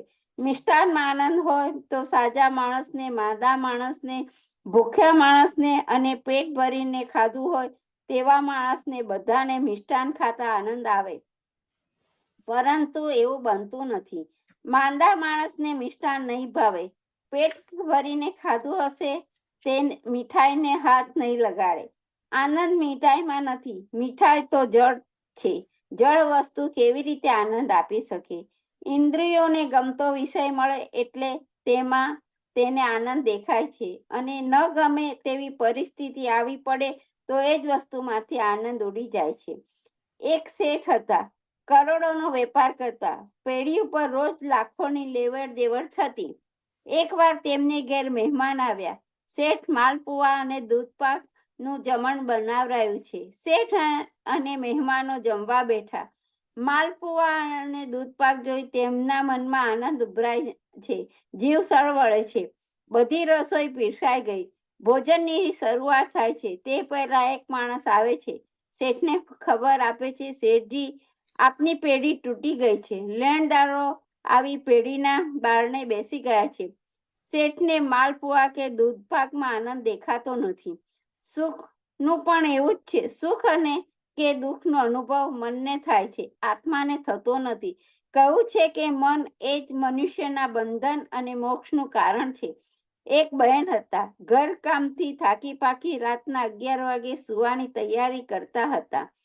ત્યાં બહાર ગામથી કોક મહેમાન આવ્યા. બહેન મનમાં વિચારે છે, આખો દિવસ કામકાજ કરી થાકી ગઈ છું, અત્યારે આ લપ ક્યાંથી આવી? છતાં વિવેક ખાતર પૂછવું પડ્યું કે ભાઈ ચા લેશો? ભાઈ સ્પષ્ટ વક્તા હતા. કહે, બહેન, સવારનો ઘેરથી નીકળ્યો છું, હું બહાર કઈ ખાતો નથી, તેથી રસ્તામાં કઈ ખાધું નથી. થોડીક પૂરી અને શાક બનાવી દેશો તો ચાલશે. બબડતા બહેન પૂરી શાક બનાવે છે. 2-3 દિવસ પછી રાતના 11 વાગે એ જ બહેનના ભાઈ આવી પહોંચે છે. ભાઈને જોઈ બહેન ઉમળકાથી તેનો સત્કાર કરે છે. કહે છે, ભાઈ ભૂખ્યો હોઈશ જરાક વાર બહેસ, હમણાં શીરો શેકી દઉં છું. ભાઈ કહે છે, બેન મેં તો ચાલતી ગાડીએ ડ્રાઇવિંગ કારમાં જમી લીધું છે. બહેન કહે છે, ભાઈ એવું લપસપ ખાવાથી પેટ ન ભરાય. બહેન પ્રેમપૂર્વક બધા ચારોળી નાખી ભાઈને માટે શીરો શેકી દે છે. મહેમાન માટે પૂરી શાક બનાવતા તેમને મનને નું દુઃખ લાગતું હતું. ભાઈને માટે શીરો પૂરી શાક બનાવતા મને ભાઈને જમાડવાનો આનંદ મળતો હતો. મન એવું મનુષ્યપણામાં કારણ બંધ મોક્ષ્યો. મનને સુધારવાની જરૂર છે. મન સુધરશે. ડફણાથી મનને જે ગમે તે જ મન આપવું. મનને ગમતી વસ્તુ તરફ મનની ગતિ થાય તો તેને સારી રીતે શિક્ષા કરવી. એમ કરવાથી મન સુધરશે. તોફાની બાળકને સુધારવા માટે તેને શિક્ષા કરવી પડે છે. મન તોફાની બાળકના જેવું છે. તેને સુધારવા માટે તેને શિક્ષા કરવાની જરૂર છે. મન સુધરશે તો તે વિષય ભોગો તરફ નહીં જાય. એક રાજા પાસે એક બકરો હતો. બકરાને લીલું ઘાસ બહુ ભાવતું હતું. લીલું ઘાસ જેવું એક તે ખાવા દોડે.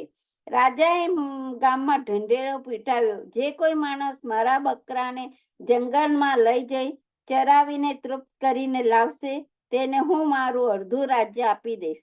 બકરાને ચરાવી લાવો તેમાં શી મોટી ધાડ મારવાની છે. એમ સમજી એક માણસ જંગલમાં નદી કિનારે જ્યાં લીલુંછમ ઘાસ ઉગ્યું હતું ત્યાં બકરાને લઈ ગયો. બકરાને છૂટો મૂકી દીધો. બકરાએ ખૂબ ઘાસ ખાધું. સાંજ પડી તે માણસને લાગ્યું કે હવે બકરો ધરાઈ ગયું હશે.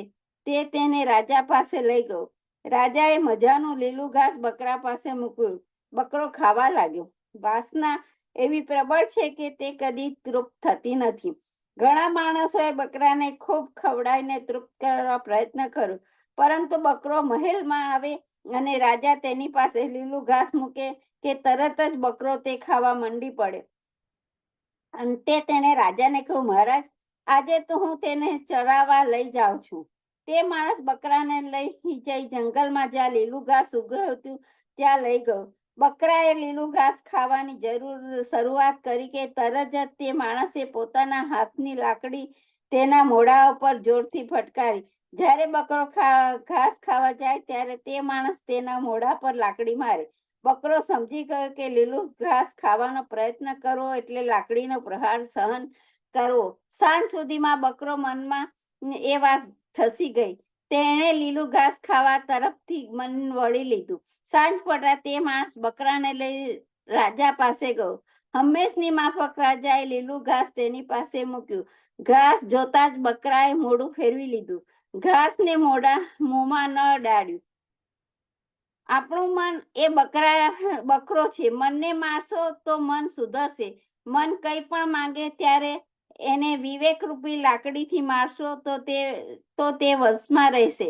જગતમાં સુખી થવાના બે માર્ગ છે, જ્ઞાન માર્ગ અને ભક્તિ માર્ગ.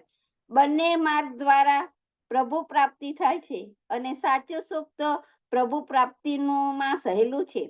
જ્ઞાનમાં ત્યાગ મુખ્ય છે. જ્ઞાન માર્ગમાં આચાર્ય છે શિવજી. બધી વસ્તુઓનો ત્યાગ કરી શરીર પર ભભૂતિ લગાવીને તે સ્મશાનમાં જઈ બેઠા છે. ભક્તિ માર્ગમાં આચાર્ય છે ભગવાન શ્રી કૃષ્ણ. ભક્તિમાં ત્યાગ નહીં, અનુરાગની પ્રધાન છે.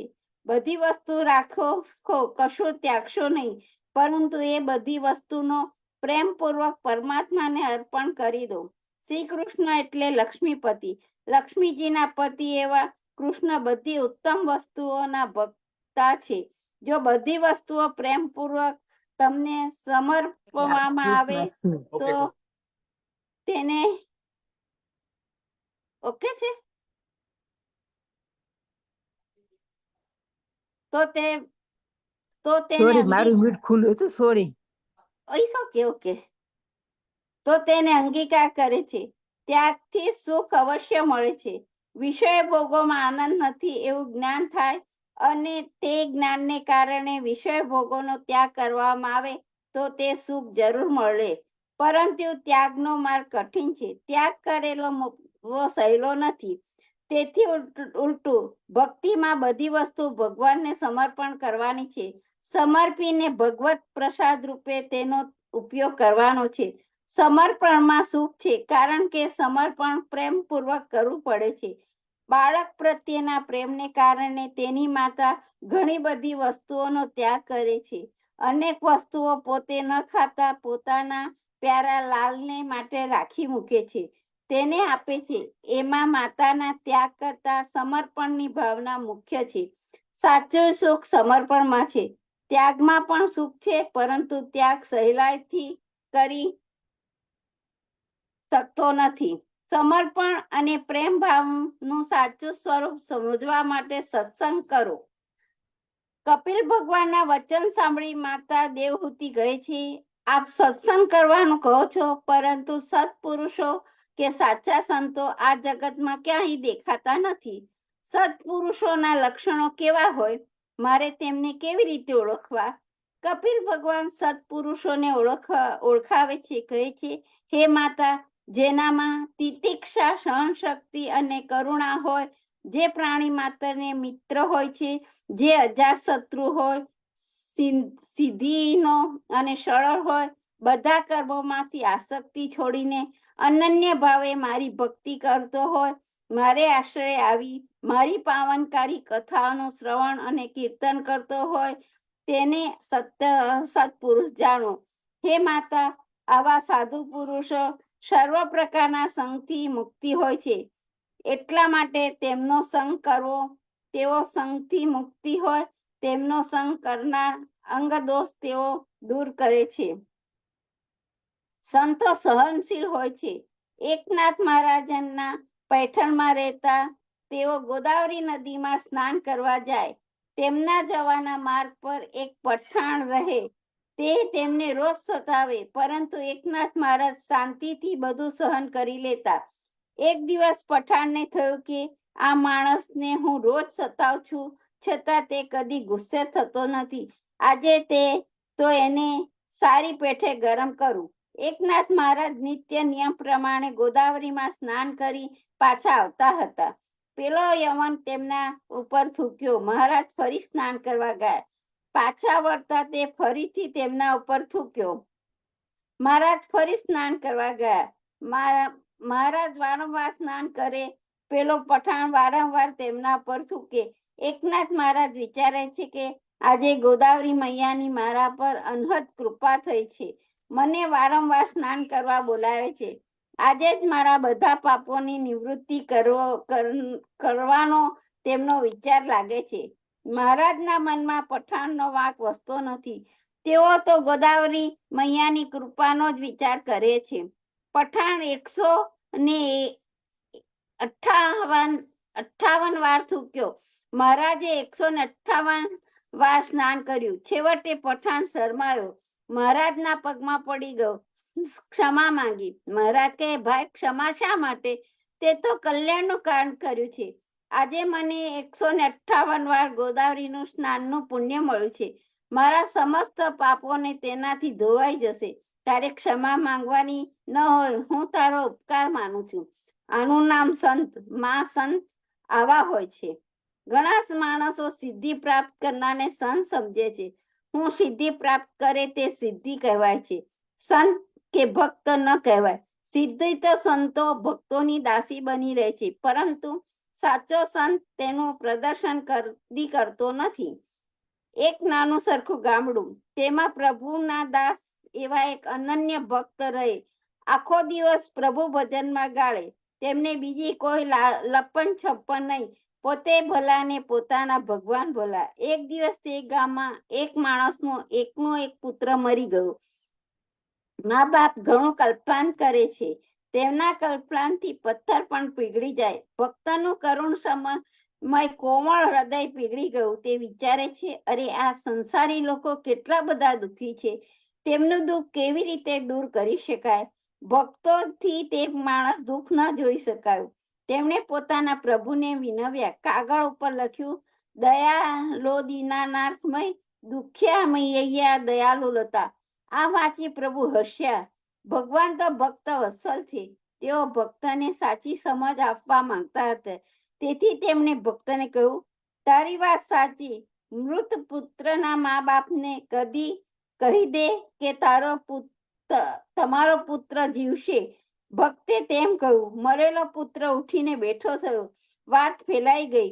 પછી તો પોતે માની લીધેલા જાત જાતના દુઃખો દૂર કરવા માટે અનેક માણસો ભક્ત પાસે આવવા માંડ્યા. ભક્તિ કરવાની વાત દૂર રહી. ભક્ત અને ભગવાન વચ્ચેનું અંતર વધવા લાગ્યું. ભક્ત સમજી ગયા ભગવાને જે કર્યું તે પોતાની ઈચ્છાથી કર્યું. મને સિદ્ધિ આપી તે મારી શાન ઠેકાણે લાવવા આપી છે. ભગવાને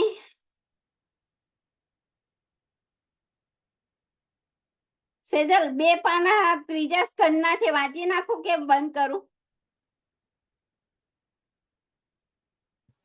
2 પાના છે, નેક્સ્ટ ટાઈમે વાંચીશું. નેક્સ્ટ ટાઈમે વાંચીશું ને? Okay okay. યા, તો થેન્ક યુ. જય શ્રી કૃષ્ણ બધા. જય શ્રી પણ કૃષ્ણ. આ છે ને, ખબર છે ને, આ એક સ્ટોરી છે.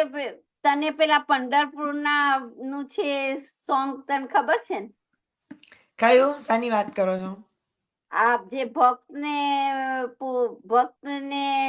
પ્રભુની સ્ટોરી તને ખબર હોય તે ના, મેં આખી સ્ટોરી મને નથી ખબર. એક આ જે સ્ટોરી કીધી ને ભક્ત ને પ્રભુની, એ સ્ટોરી છે કે પંઢરપુરમાં હતા વિઠ્ઠલ નું નામ એક લેતો તો. ખબર છે એ સ્ટોરી? તને ખબર છે? કુંભાર એની પત્ની છે ને એના છોકરાને સોંપીને ગઈ હતી. એનું આખું સોંગ છે. મને આખું એનું ભજન આવડે છે. ઓકે, શ્યોર, તમે ગાઈ શકો છો પછી. ઓકે. જય શ્રી કૃષ્ણ. જય શ્રી કૃષ્ણ.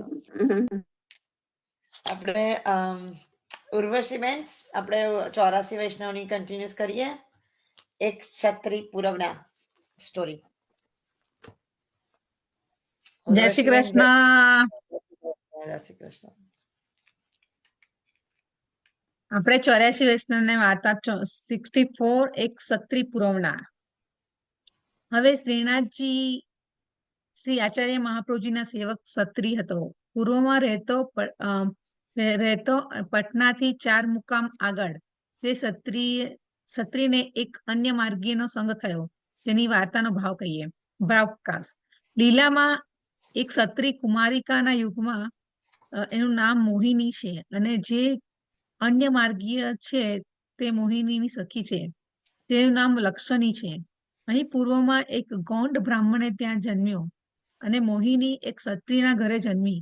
તે 2 વર્ષ 8ના થયા પછી એક પંડાના ઘરે ભણવા જતા. બંનેનો પૂર્વ લીલાનો સંબંધ હતો, તેથી પ્રીતિ અહીં ઘણી બધી હતી. પછી વર્ષ 15ના બંને થયા ત્યારે એક સમય શ્રી આચાર્ય જગન્નાથજીના દર્શને પધાર્યા. અને તે ગામમાં ઉતર્યા ત્યારે તે ક્ષત્રિયના પિતાના મનમાં થયું કે આમની સાથે જગન્નાથજીના દર્શન કરીએ. તેથી તે પુત્ર લઈને શ્રી આચાર્ય સાથે ચાલ્યો અને અન્ય માર્ગીયના ઘરે રહ્યો. કેટલા દિવસમાં શ્રી આચાર્યજી અને શ્રી જગન્નાથજી પધાર્યા. માયાવાદી ભેગા થયા હતા, તેથી તેમનાથી વાત કરી માયાવાદ ખંડન કર્યો. ત્યારે તે ક્ષત્રાણીએ પિતાને કહ્યું, શ્રી આચાર્યજીના સેવક થઈએ તો સારું. ત્યારે પિતાએ કહ્યું, મારે તો શ્રી જગન્નાથજીના રથને નીચે મરવું છે. પછી તારા મનમાં આવે તે કરજે. ત્યારે પુત્રે કહ્યું, તમે એવી હત્યા કેમ કરો છો? શ્રી આચાર્યજીના સેવક થાવ, ઠાકોરજીની સેવા અને સ્મરણ કરો. ત્યારે પિતાએ કહે, હું વૃદ્ધ થયો છું, મારાથી હવે કંઈ બને નહીં અને હું મનોરથ કરીને જ આવ્યો છું. ત્યારે પુત્ર ચૂપ રહ્યો. 10 દિવસ પછી રથયાત્રા આવી. ત્યારે શ્રી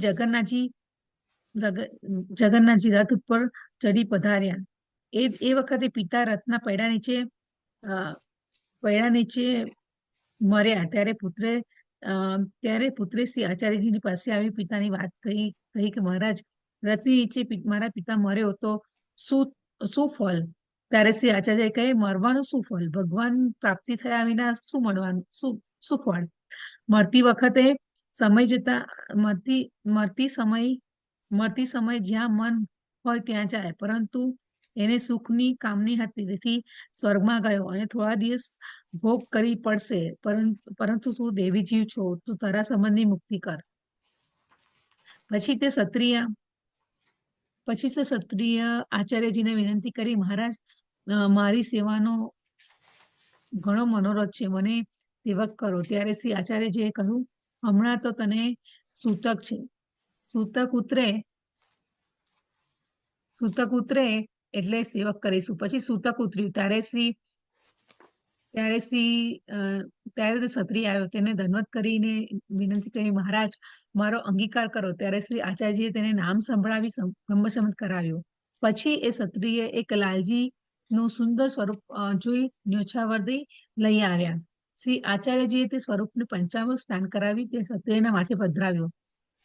પછી 2 દિવસ તે ક્ષત્રિય આચાર્યજી પાસે રહી માંગની રીતિ શીખી અને આજ્ઞા માંગી. ત્યારે શ્રી આચાર્યજી કહે છે, ઘરમાં સેવા મન લગાડી કરજે. ત્યારે તે ક્ષત્રિય દંડવત કરી વિદાય લઈ ઘરે આવી સેવાની સારી રીતે કરવા લાગ્યા. કેટલા દિવસ ઠાકોરજીની તેમના સાનુભવ જણાવવા લાગ્યા. પેલા અન્ય માર્ગીય બ્રાહ્મણ છે, મર્યાદા માર્ગની રીતિથી ઠાકોરજીની પૂજા કરતો હતો, તેની સાથે આ ક્ષત્રિયનો ઘણો સ્નેહ હતો. આ ક્ષત્રિય શ્રી આચાર્યજી મહાપ્રભુના શરણથી જ્ઞાન થયું કે અન્ય માર્ગીય બ્રાહ્મણ દેવી છે, તેથી કોઈ પ્રકારે વૈષ્ણવ થાય તો સારું. પછી એક દિવસે એ ક્ષત્રિયને અન્ય માર્ગીય બ્રાહ્મણને કહ્યું, તમે શ્રી આચાર્યજીની મહાપ્રભુજીની સેવક થાવ તો સારું. ત્યારે બ્રાહ્મણે કહ્યું કે હવે તો હું બીજા માર્ગનો સેવક થઈ ચૂક્યો છું, હવે વૈષ્ણવ કેવી રીતે થાવ? ત્યારે શ્રી ક્ષત્રિય વૈષ્ણવને બોલ્યો નહીં, મનમાં દુઃખ પામ્યો કે દેવી જીવ છે, પરંતુ વૈષ્ણવ ના થયો તો શું કરું? એમ ચિંતા કરતો ઘરે ગયો. ઠાકોરજી કહે, મનમાં ચિંતા ના કર, તે અન્ય માર્ગીય આચાર્યજીનો સેવક થઈ કૃપાપાત્ર ભગવદીય થશે. ત્યારે તે ક્ષત્રિયે કહ્યું, મહારાજ, તે કયા પ્રકારે થશે? મેં એને વૈષ્ણવ થવાનું કહ્યું, છતાં એને ના કહી, એનું મન તો નથી માનતું. ત્યારે ઠાકોરજી કહે, મારી ઈચ્છા એને અંગીકાર કરવાની છે, તેથી એનું મન ફેરવી દઈશ. તું એક કામ કરજે, ક્યારે પણ એ અન્ય માર્ગીયને તને રસોઈ કરવાનું કહે તો તું એને ઘરે સામગ્રી કરી એના ઠાકોરજીનો ભોગ ધરી મહાપ્રસાદ લેજે. ત્યારે તે ક્ષત્રિયએ કહ્યું કે અન્ય માર્ગીના ઠાકોરજીને ભોગ કેવી રીતે ધરું, પ્રસાદ કેમ લઉં? શ્રી આચાર્યજી માર્ગની રીતિ નથી. ત્યારે ઠાકોરજી કહે, મારી આજ્ઞાથી કરજે, તને બાધક નહીં મળે. તારો તો ધરેલો ભોગ હું ત્યાં આવીશ ને આરોગીશ, તેથી તું મહાપ્રસાદ લેજે અને પછી તે વૈષ્ણવ થશે. વાર્તા પ્રસંગ એક સમયે શીતકાલના દિવસો હતા. ત્યારે ક્ષત્રિય વૈષ્ણવ એ પ્રહર પાછલી રાતે ઉઠી ઘડીએ એક દિવસ ચડ્યો. ત્યારે રાજભોગ આરતી કરી અને અનુસર કરાવી અને તે અન્ય માર્ગીયના ઘરે ગયો. તે અન્ય માર્ગીય વૈષ્ણવને ઘણો આગ્રહ કર્યો કે આજની સામગ્રી હું કરીશ. ભાવપ્રકાશ. ત્યારે તે વૈષ્ણવ મનમાં ઘણો પ્રસન્ન થયો કે હવે આ વૈષ્ણવ થશે. શ્રી ઠાકોરજી આજ્ઞા વિચારી પાક સામગ્રી અનસખડી કરી. જોકે ઠાકોરજીની આજ્ઞા હતી, તેથી સખડી કરતા તો પણ બાધક નહોતું, પરંતુ એટલી સ્વમાર્ગની મર્યાદા રાખો.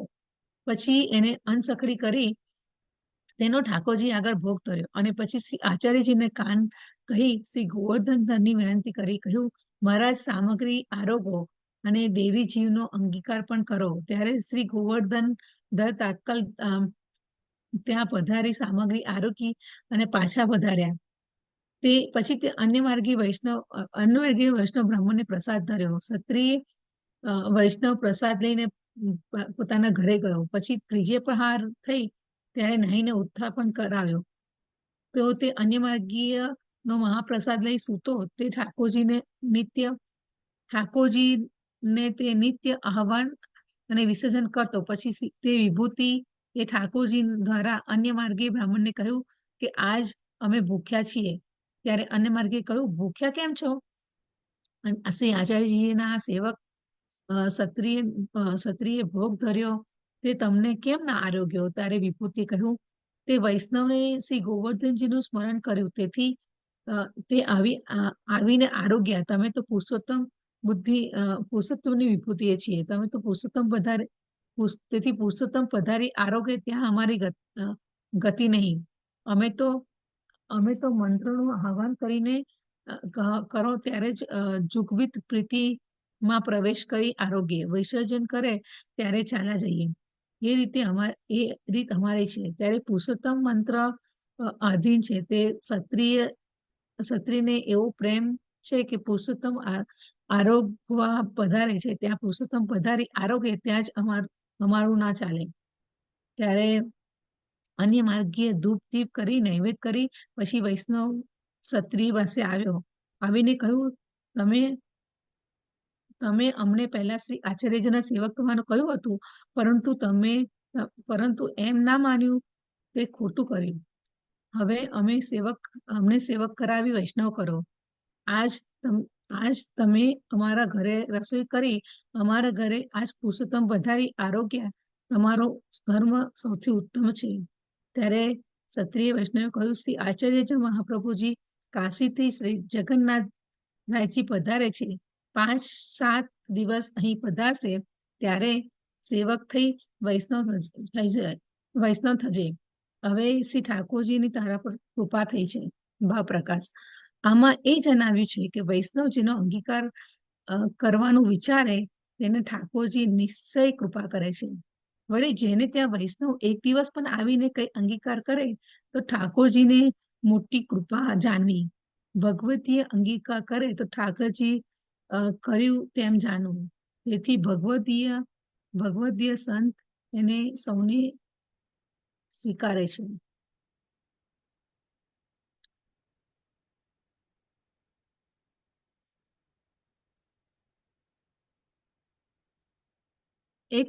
એક પેજ મિસિંગ છે, ખબર નહીં, લિંક બેસતી નથી. અહીં સત્સંગનો મોટો પદાર્થ જે પૂર્ણ કૃપા મળે છે. પછી શ્રી આચાર્યજી પધાર્યા ત્યારે શ્રી ક્ષત્રિય વૈષ્ણવના ઘરે ઉતર્યા. એટલે કે ક્ષત્રિય વૈષ્ણવને તે અન્ય માર્ગીય બ્રાહ્મણ કહે છે કે શ્રી આચાર્ય મહાપ્રભુજી પધાર્યા ત્યારે તેને અન્ય માર્ગીય શ્રી આચાર્ય પાસે આવી દંડવત કરી વિનંતી કરી કે મહારાજ, મને શરણીનો કૃપા કરો, કૃપા કરી મારા ઘરે પધારો. ત્યારે શ્રી આચાર્યજી તેના ઘરે પધારી બ્રાહ્મણને નામ નિવેદન કરાવ્યું અને તેના આખા કુટુંબનું નામ સંભળાવ્યું. પછી શ્રી ઠાકોરજીને પંચામૃત સ્નાન કરાવી પાટે બેસાડ્યા, સામગ્રી ધરી, ભોગ ધર્યો, ભોગ આરગાવ્યો અને તે બ્રાહ્મણને જૂથ ધરી પછી શ્રી જગન્નાથજીને દર્શને પુરુષોત્તમ ક્ષેત્ર પધાર્યા. તે અન્ય માર્ગીય આ પ્રમાણે ક્ષત્રિય વૈષ્ણવની સંગથી સારો વૈષ્ણવ થયો. અને આ ક્ષત્રિય વૈષ્ણવ શ્રી આચાર્યજીને એવા કૃપાપાત્ર ભગવદી હતા, તેની વાર્તા ક્યાં સુધી કહીએ. જય શ્રી કૃષ્ણ. જય શ્રી કૃષ્ણ. કેવી કૃપા કરી જોઈ. બહુ સરસ છે. આપણે કૃષ્ણની કૃપાના સત્સંગમાં કૃપા તો આવી જ જાય છે. કોઈ પણ એક સ્ટોરી હોય કે પછી ભાગવતની વાર્તા હોય કે પછી ગમે તે શક્ય કરી નાખે છે એવું છે. બહુ સરસ ભગવતી હતા. પણ બધું જાણવા કેટલું મળે કે આ લોકો કેવી રીતે રહેતા હતા તે વખતે. હા, કેવી રીતે રહ્યા હતા. That's so બહુ જ અઘરી સ્થિતિમાં, બહુ જ હાર્ડ પરિસ્થિતિમાં રહ્યા હતા બધા. બહુ જ ઓનેસ્ટી અને કેટલા આમ સ્ટેબિલિટી મનના કે ના અને એકદમ કડક સ્વભાવના બધા. આમ કરવાનું એટલે કરવાનું, ના ચાલે. આમ વેરી ચુસ્ત, બહુ ચુસ્ત, કડક સ્વભાવ, એકદમ કડક સ્વભાવ. કરવાનું ભગવાનની ઠાકોરજીની સેવા કરવાની એટલે કરવાની, ગમે તેવી સિચ્યુએશન હોય એ લોકોને. ચાલે જ નહીં. આપણે હમણે ભગવતમાં વાંચ્યું કે પેલા ઋષિજી કેટલી વખત 158 વખત નાવા ગયા. આપણને 2 વખત નાવા મોકલો તો આપણે કેટલા ગુસ્સે થઈ જઈએ. અરે આપણે તો ઘરમાં છોકરું વાળી જાય તો કેટલી ગુસ્સે થઈએ. એમને કેટલું મગજ ઠંડુ રાખ્યું હશે ને આપણે તો અડકી ગયા. આપણા ઠીક, એ અને બીજું કે ગુસ્સો પણ એમને કંટ્રોલમાં કેટલું અને પોઝિટિવલી કેટલું બધું લીધું કે કે ભાઈ તારા લીધે તો મારા મારો પાપ ઉદ્ધાર થયો કે મને આટલા બધા મારો વખત ઉદ્ધાર થયો છે, તો મારા પાપ દૂર. મારા પાપ ધોવાય. આપણા nice. પહેલા જે બહુ પૂર્વજો સરસ હતા એ કડક તો હતા પણ બહુ કડક હતા. એટલે આપણું જે બીજું સેકન્ડ જનરેશન થયું ને એ લોકો ગભરાવા માંડ્યા ભગવાનની સેવાથી કે આવું આવું કરે છે, મારી સેવા નથી કરવી, હું તો આવું ના કરું. પણ એકચ્યુઅલીમાં એવું હતું જ નહીં. આપણા લોકોએ અમુક લોકોએ એટલું બધું સખત લઈ લીધેલું ને, Yeah. તારે ધક્કો મારે, આમ નહીં આવવાનું, તેમ નહીં. એટલે લોકો એટલું બધું ગભરાવા માંડ્યા ઘણા લોકો સેવા એ જ કરવાથી. આપણા જે આચાર્યો છે ને એ જ કહે છે કે તમે એવું ગભરાવી ના દો નેક્સ્ટ જનરેશન ને કે એ લોકોને સેવા કરવાનું મન ના થાય. મન જ ના થાય. તમે હા. Yeah. આ તો નાનું છોકરું કરવા દો. સેવા તરીકે છોકરાઓને ભોગ છૂટ- ધરાવાય. એ લોકોને કરવા દેવાનું, એમને જેવું આવડે એવું કરવા દેવાનું. આપણે હા. નાના નાના કે કર્યા છે કરીએ ને ને એવું. પણ એવું આપણા પહેલા લોકો એવું કહેતા જ નતા. મહાપ્રભુજી પણ આવું બહુ જ. કહેતા જ નતા. લોકોએ એટલું બધું સખત લઈ લીધું ને. પણ નાનો છોકરો બિચારો પ્રસાદ લઈ જાય તો પ્રસાદ આખો ધરાવે ને. એટલે એવું હોતું હોય. હા. ભગવાને જ નાના બાળકને મોકલો પ્રસાદ તો ખાવા માટે અંદર. નાના બાળકનું વિચિત્ર. સાચું કહું, નાના બાળકનું તો બધું જ ચાલે. નાના હા. બધું જ ભગવાન ખરેખર ચાલે. નાના બાળકમાં ભગવાન છે, હા. એમાં પણ ભગવાન પછી છે. એ એ નિર્દોષ છે. છોકરાને એટલું ગભરાઈ નાના નાખે ને. બાળકને કશી જ ખબર હા. નથી પડતી. એ નિર્દોષ તો, છે, yeah. એકદમ નિર્દોષ છે. નાનું બાળક એટલું બધું નિર્દોષ છે ને, Yeah. એ બધું સાચું બોલી જશે નાનું બાળક. તો અને એ અને બિચારું નાયા ધોયા વગર મંદિરમાં આવી જાય. તો ઇટ્સ કઈ ઓકે, એની નહીં, થોડી ખબર છે. એ કઈ બિચારા નહીં. બાળકને શું ખબર? આપણે અને પેલી આવે તો વૈષ્ણવ વાર્તા સાંભળી ને કે દર્શન સવારે કરવા આવે નાયા વગર. પહેલા. હા, મારે ઘરે તો નાના બાળકો કેટલા બધા છે. મારે તો કેટલા બધા છે ખબર. એ તો અમારા બધા ભગવાન કાઢીને બહાર આવી જાય. મારે તો મારા ટેમ્પલ માંથી બધા ભગવાન બહાર આવી જાય અને મારા ભગવાન બહાર રમતા હોય એમ કે અહીંયા હું જે કરું છું તો અમે કઈ ના કહીએ. અમારે તો બહાર આરતી થાય. અમારા ગ્રાન્ડસન એવું જ કરે છે આઈને. તો આખી એમ કે સેવા જ હોય અમારે. અમારે તો એમ કે હું અહીંયા આરતી કરું છું, અહીંયા જે ભગવાનને મમ્મમ કરાવું છું તો કરાય. પછી અમે લાઈન મૂકી દઈએ. નાનું ભગવાન છે, એના ભાવથી આરતી કરે. એ કે હું આરતી કરું છું, ઘંટા વગાડે. એમ કે હું જે ભગવાનને મમ્મમ કરાવું છું એ બધું કરાવે. એ લોકોને ગમવું જોઈએ. આપણે ઉડતું એવું છે કે actually they should be start. આપણું વર્તન એવું હોવું જોઈએ કે એ લોકોને સેવા કરવાનું ગમે અને વધારે ને વધારે સેવામાં આવવાનું ગમે. આઈ નો. અને એ ખવડાવતા હોય. સમજતા થઈ જશે તો થોડા કઈ એવું કશું કરવાના. પછી તો એ લોકો એમની જાતે જ ટ્રેન થઈ જશે. એ હવે એવી એ લોકોને આદત પડી છે ને, તે આપણે શોપિંગ કરીને કશું લાવીએ ને તો તરત એ ટેમ્પલમાં મૂકવા આવશે, ટેમ્પલ રૂમમાં, કે જે ભગવાનને પહેલું આપીએ. કેટલા સરસ સંસ્કાર કહેવાય. હા, એટલે પહેલું અમે કહીએ ને ત્યાં જે ભગવાનને આપ્યા વગર આપણાથી ના ખવાય. એટલે પહેલું એમ કેશે, આવે એટલે કેશે પેલા જે ભગવાનને આપ્યા. એટલે પહેલું આપશે. એને ખબર છે કે અમે જે ભગવાનને નહીં આપીએ ત્યાં સુધી આપણને ખાવા ના મૂક્યા. એટલે પહેલું કેશે લાય પહેલા જે ભગવાનને આપવા જવું. એટલે તમે પેલી દ્વારકા સાંજેની કથા સાંભળી? પેલા દ્વારકા સાંજેના ભાઈ છે એમની કથા હતી.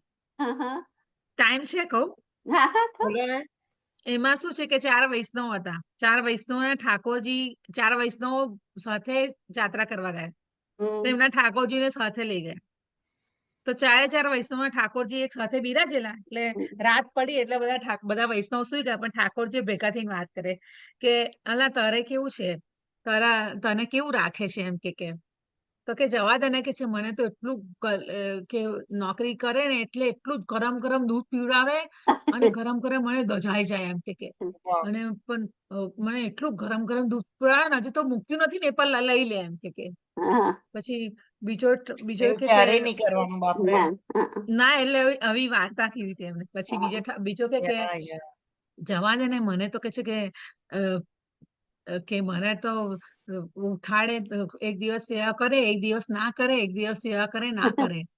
પછી ત્રીજો કે ના મને તો એવું થોડું સારું છે પણ એમ કે મને બેસાડી જ રાખે અને મને ઘરે ઊંઘાડે એમ. તો પછી ચોથો કે છે કે તો શું કે છે પછી બધા આવી વાત કરતા તમારી બધાની વાત સારી, મને તો બધું સારું પણ ઘણી વાર તો મારો જે માલિક છે તે કે એટલે મારો વૈષ્ણવ છે ને તો કે બહાર જાય અને બધા માટે કપડાં લાવે, બધા માટે બધું લાવે ને મારા માટે કશું ના લાવે. એમ કે હું આવીને જોયા જ કરું કે મારા માટે તો કશું હશે ને, નાની વસ્તુ તો હશે ને. તો કે મારા માટે એકેય વસ્તુ ના હોય. પછી મેં ઉદાસ થઈ અને રાત્રે સૂઈ જાઉં. આવી 4 વૈષ્ણવની વાર્તા સાંભળતી આપણે આંખો પાણી આવી જાય. ના ખરેખર આપણે અજાણી ના જાણે એવું કરી રહ્યા છે, રાઈટ? કરી રહ્યા છે. ના જાણે. એટલે પણ તમે આ ના, એવું છોકરાઓને નહીં સારું કરવું જોઈએ. શીખવાડ્યું છે. એકચ્યુઅલી છે ને તે એવું ગમે ત્યાં ગયા હોય આપણે આપણા છોકરા માટે જો ખરીદતા હોય તો હું તો પહેલા ઠાકોરજી માટે કંઈ ને કંઈ લઈ જ લઉં. કશું ને કશું ટ્રાય કરવાનો કે લઈ લેવાનું. ઇવન નેકલેસ પણ એમને બહુ ગમે, નેકલેસ લઈ લેવાનો કે કશું પણ કશું ફ્રૂટ લઈએ તો ફ્રૂટ પહેલા એટલે ફ્રૂટ તો લઈ લેવાનું. ફ્રૂટ્સ લઈ લેવાય. કશું તમે લો ને એટલે પહેલા એક વખત યાદ કરો કે આમાં લાલા માટે, પછી પતી ગયું. તમે તમારા છોકરાને ભગવાન બોલી કઈ જાઓ, આવે લાલા છે એમને પણ ધરાઈ એને ધરાઈને આપણે જ ખાઈએ છીએ. એમને ભગવાનને ધરાઈને એ ભગવાન તો તો ખાતા પછી નથી. ભગવાન ખાલી આપણે ભાવ જ ખાઈએ. જોઈએ, તમારો પણ ભાવ એ જોઈએ. તો પણ પણ એમને તે આપણે એમના અમે નથી માટે લોકો હોતું ઘણી વખત. અમે જે પણ ખાવા બનાવીએ એ પહેલા ભગવાનને ધરાઈ આપણે એમને Yeah. થાળ તો ધરાવવાનું. અને ઘણા એવું માને રાંધેલું છે કે આપણે આપણે રાંધેલું ના ધરાઈએ, પણ અમે આપણા તો ધરાઈએ છોકરાઓના છીએ. માટે ભૂલતા અમે નથી. ધરાઈએ છીએ ધરાવાય છે જમવાનું. ને જે રીતે ખાલી જે જે રીતે બનાવો કરવી હોય. હોય તે સેવા. એમને એટલું પણ કહીને લઈ આવીએ કે ભાઈ ભગવાનજી આ તમારા માટે હું લાવી છું, તો પણ એ એમનું થયું, રાઈટ? ના તમે આપણા ખરીદો ને છોકરાને ત્યારે એવું જ તમે આપીશું ભાવ તો કરો કેવું ને કે લાગે આ છે? ભગવાન માટે. આપણા છોકરા કેટલું ખુશ થઈ જાય કે મમ્મા મારા માટે આ લાવી, અરે આટલી નાની ચોકલેટ પણ હું લાવું ને, કેન્ડી પણ, તો પણ એ લોકો ખુશ થઈ જાય છે છોકરાઓ. છોકરાઓ ખુશ થઈ જાય. પણ મને તો બરાબર ચેતન આવડ્યું, પણ જે મહારાજ યદુનાથજી, ખબર છે યદુનાથજી એમને, એ એ તો તો બહુ કે સરસ ને કહે મને છે. આખા પાણી છે. એટલું સરસ કહેતા હતા. એટલું આમ લંબાઈ કે ને, મેં બહુ શોર્ટમાં કીધી પણ બહુ ફાઇન કીધી બહુ એમને. સરસ કહે સાચી છે. વાત છે. પણ આ સાચું જ છે. આપણે ઘણી વાર આવું બધું કે છે ને, તમે ભગવાનને તમારો ફેમિલી માન્યું છે ને, તો પછી તમારે એવું ના કરવું જોઈએ. આપણામાં તો કહેલું છે કે સેવા તમે કરતા હોય, આપણે પુષ્ટિ માર્ગની સેવા કરતા હોય તો ઠાકોરજી આપણી સાથે રહેવા માટે આયા છે, બરાબર છે, આપણી સાથે આયા છે, એટલે પાર્ટ ઓફ ધ ફેમિલી બનીને આયા છે. એવું કહેલું જ છે આપણને તો. એટલે we should treat that way. ઘણા લોકો તો એવું કે કશે બહાર જાય ને તો કે લાલા ચાલ મારી સાથે બહાર ચાલ, પછી મારી જોડે પાછો આવતો રહેજો. બધી વાતો પછી કે કશે જતા હોય ને તો કે લાલા હું જઉં છું, તારે ચાલ મામાની ઘેર જઈએ એ છીએ. અમે લોકો કહીને જ જઈએ, ભગવાનને 2 હાથ જોડીને કહી છીએ અમે બહાર જઈએ છીએ, આવીએ કે હવે અમે આવી ગયા છીએ. અમે કહીને જઈએ કે અમે બહાર જઈએ છીએ, હવે અમે આવી ગયા છીએ. અમે કહીને મારે તો ઘેર કોઈ હોય જ. અમે બહાર જઈએ એટલે મારી છોકરી હતી એ કરતી હતી. હવે કોઈ છે નહીં એટલે અમે એવું જ કરીએ. પછી ભગવાનને કહીને પ્રાર્થના કરીને જઈએ, કારણ કે છોકરી એના ઘેર ગઈ, છોકરો એના ન્યુ જર્સી રહે, એટલે અહીંયા આગળ હવે ભગવાન એકલા રહે, એટલે હવે કઈ જવું પડે, શું કરવું પડે? જોડે લઈ જઈએ તોય તકલીફ, કારણ કે સેવા પૂજા થાય ને તો વધારે તકલીફ થાય. એના કરતા ઘેર ભગવાન પ્રાર્થના કરીને જવાનું. ના અહીંથી 1 કલાક માટે જઈએ તો એને કહી જઈએ કે ભગવાન અમે જઈએ છીએ અને આવી ગયા તો આવી ગયા. સેવા પગે લાગીને જ નીકળવાનું અમારે કાયમ. અને ઘરની બહાર નીકળે તારે જય શ્રી કૃષ્ણ કહેવાનું, ઘરમાં આવીએ તારે જય શ્રી કૃષ્ણ કહેવાનું, રાતે હુતી વખત જય શ્રી કૃષ્ણ, સવાર ઉઠીએ તારે જય શ્રી કૃષ્ણ. અમારા પેલા છોકરાઓને શીખવાડ્યું છે, હલી નાનું 7 મહિનાનું ટેણ્યું છે, એને શીખવાડી દેતા જઈએ છે. અને અલગ સેવાના રૂમ બનાવ્યો છે, એમાં તો અત્યારે કલયુગમાં તો એ બધાની ખરેખર બહુ જ જરૂર છે. ત્યારથી શીખવાડવાનું. બહુ જરૂર છે. અને બ્રાહ્મણ છે અમારા વહુ તો એને છોકરાને તો સવારથી જ એને સેવાના રૂમમાં, સ્કૂલે જાય તો સેવાના રૂમમાં પગે લાગીને પછી સ્કૂલે જવાનું. ભલે ઇંગ્લિશમાં બોલે પણ ભગવાનના પગે પહેલું લાગવાનું. સાચી વાત છે. આપણું જય શ્રી કૃષ્ણ એને જેવો બોલતા શીખ્યો ને એવો જ જય શ્રી કૃષ્ણ શીખવાડ્યું એને પહેલા. સાચી વાત. સારું કહેવાય. બહુ સારું કહેવાય. તો બ્રાહ્મણ તમારું તો વધારે કર્તવ્ય છે. બ્રાહ્મણ એને પેલું 6 મહિનાનો હતું ને, એને પેલા રમકડા આવે છે, એક હનુમાનજીનું, કૃષ્ણ ભગવાનનું અને ગણપતિનું એમ લાયા ને, એમાં શ્લોક બોલે છે. ગણપતિમાં બોલે, શ્રી કૃષ્ણના ટોયમાં બોલે, અને બીજો હનુમાનજીનું હતું. એ ત્રણેય નામ બોલતા શીખી ગયો. એ જેવો બોલતા શીખ્યો ને એવો જ એને 6 મહિનાનો હતો ને લાવી આપ્યું હતું. તો દરરોજ 6 મહિનાનો જ્યારથી એને રમકડા રમતો હતો ને ત્યારથી એ સ્વિચો દબાઈને ચાલુ કરતો હતો એ શ્લોક દરરોજ સવારમાં ચાલુ કરતો હતો એ છોકરો. સાચી વાત છે. અત્યારે વાહ, આપણે સારું 5.5 વર્ષનો થયો અત્યારે, પણ પહેલું કહેવાય. ગુજરાતી ખાવાનું આપણું બધું એને બોલતા જીતા આલુ પરાઠા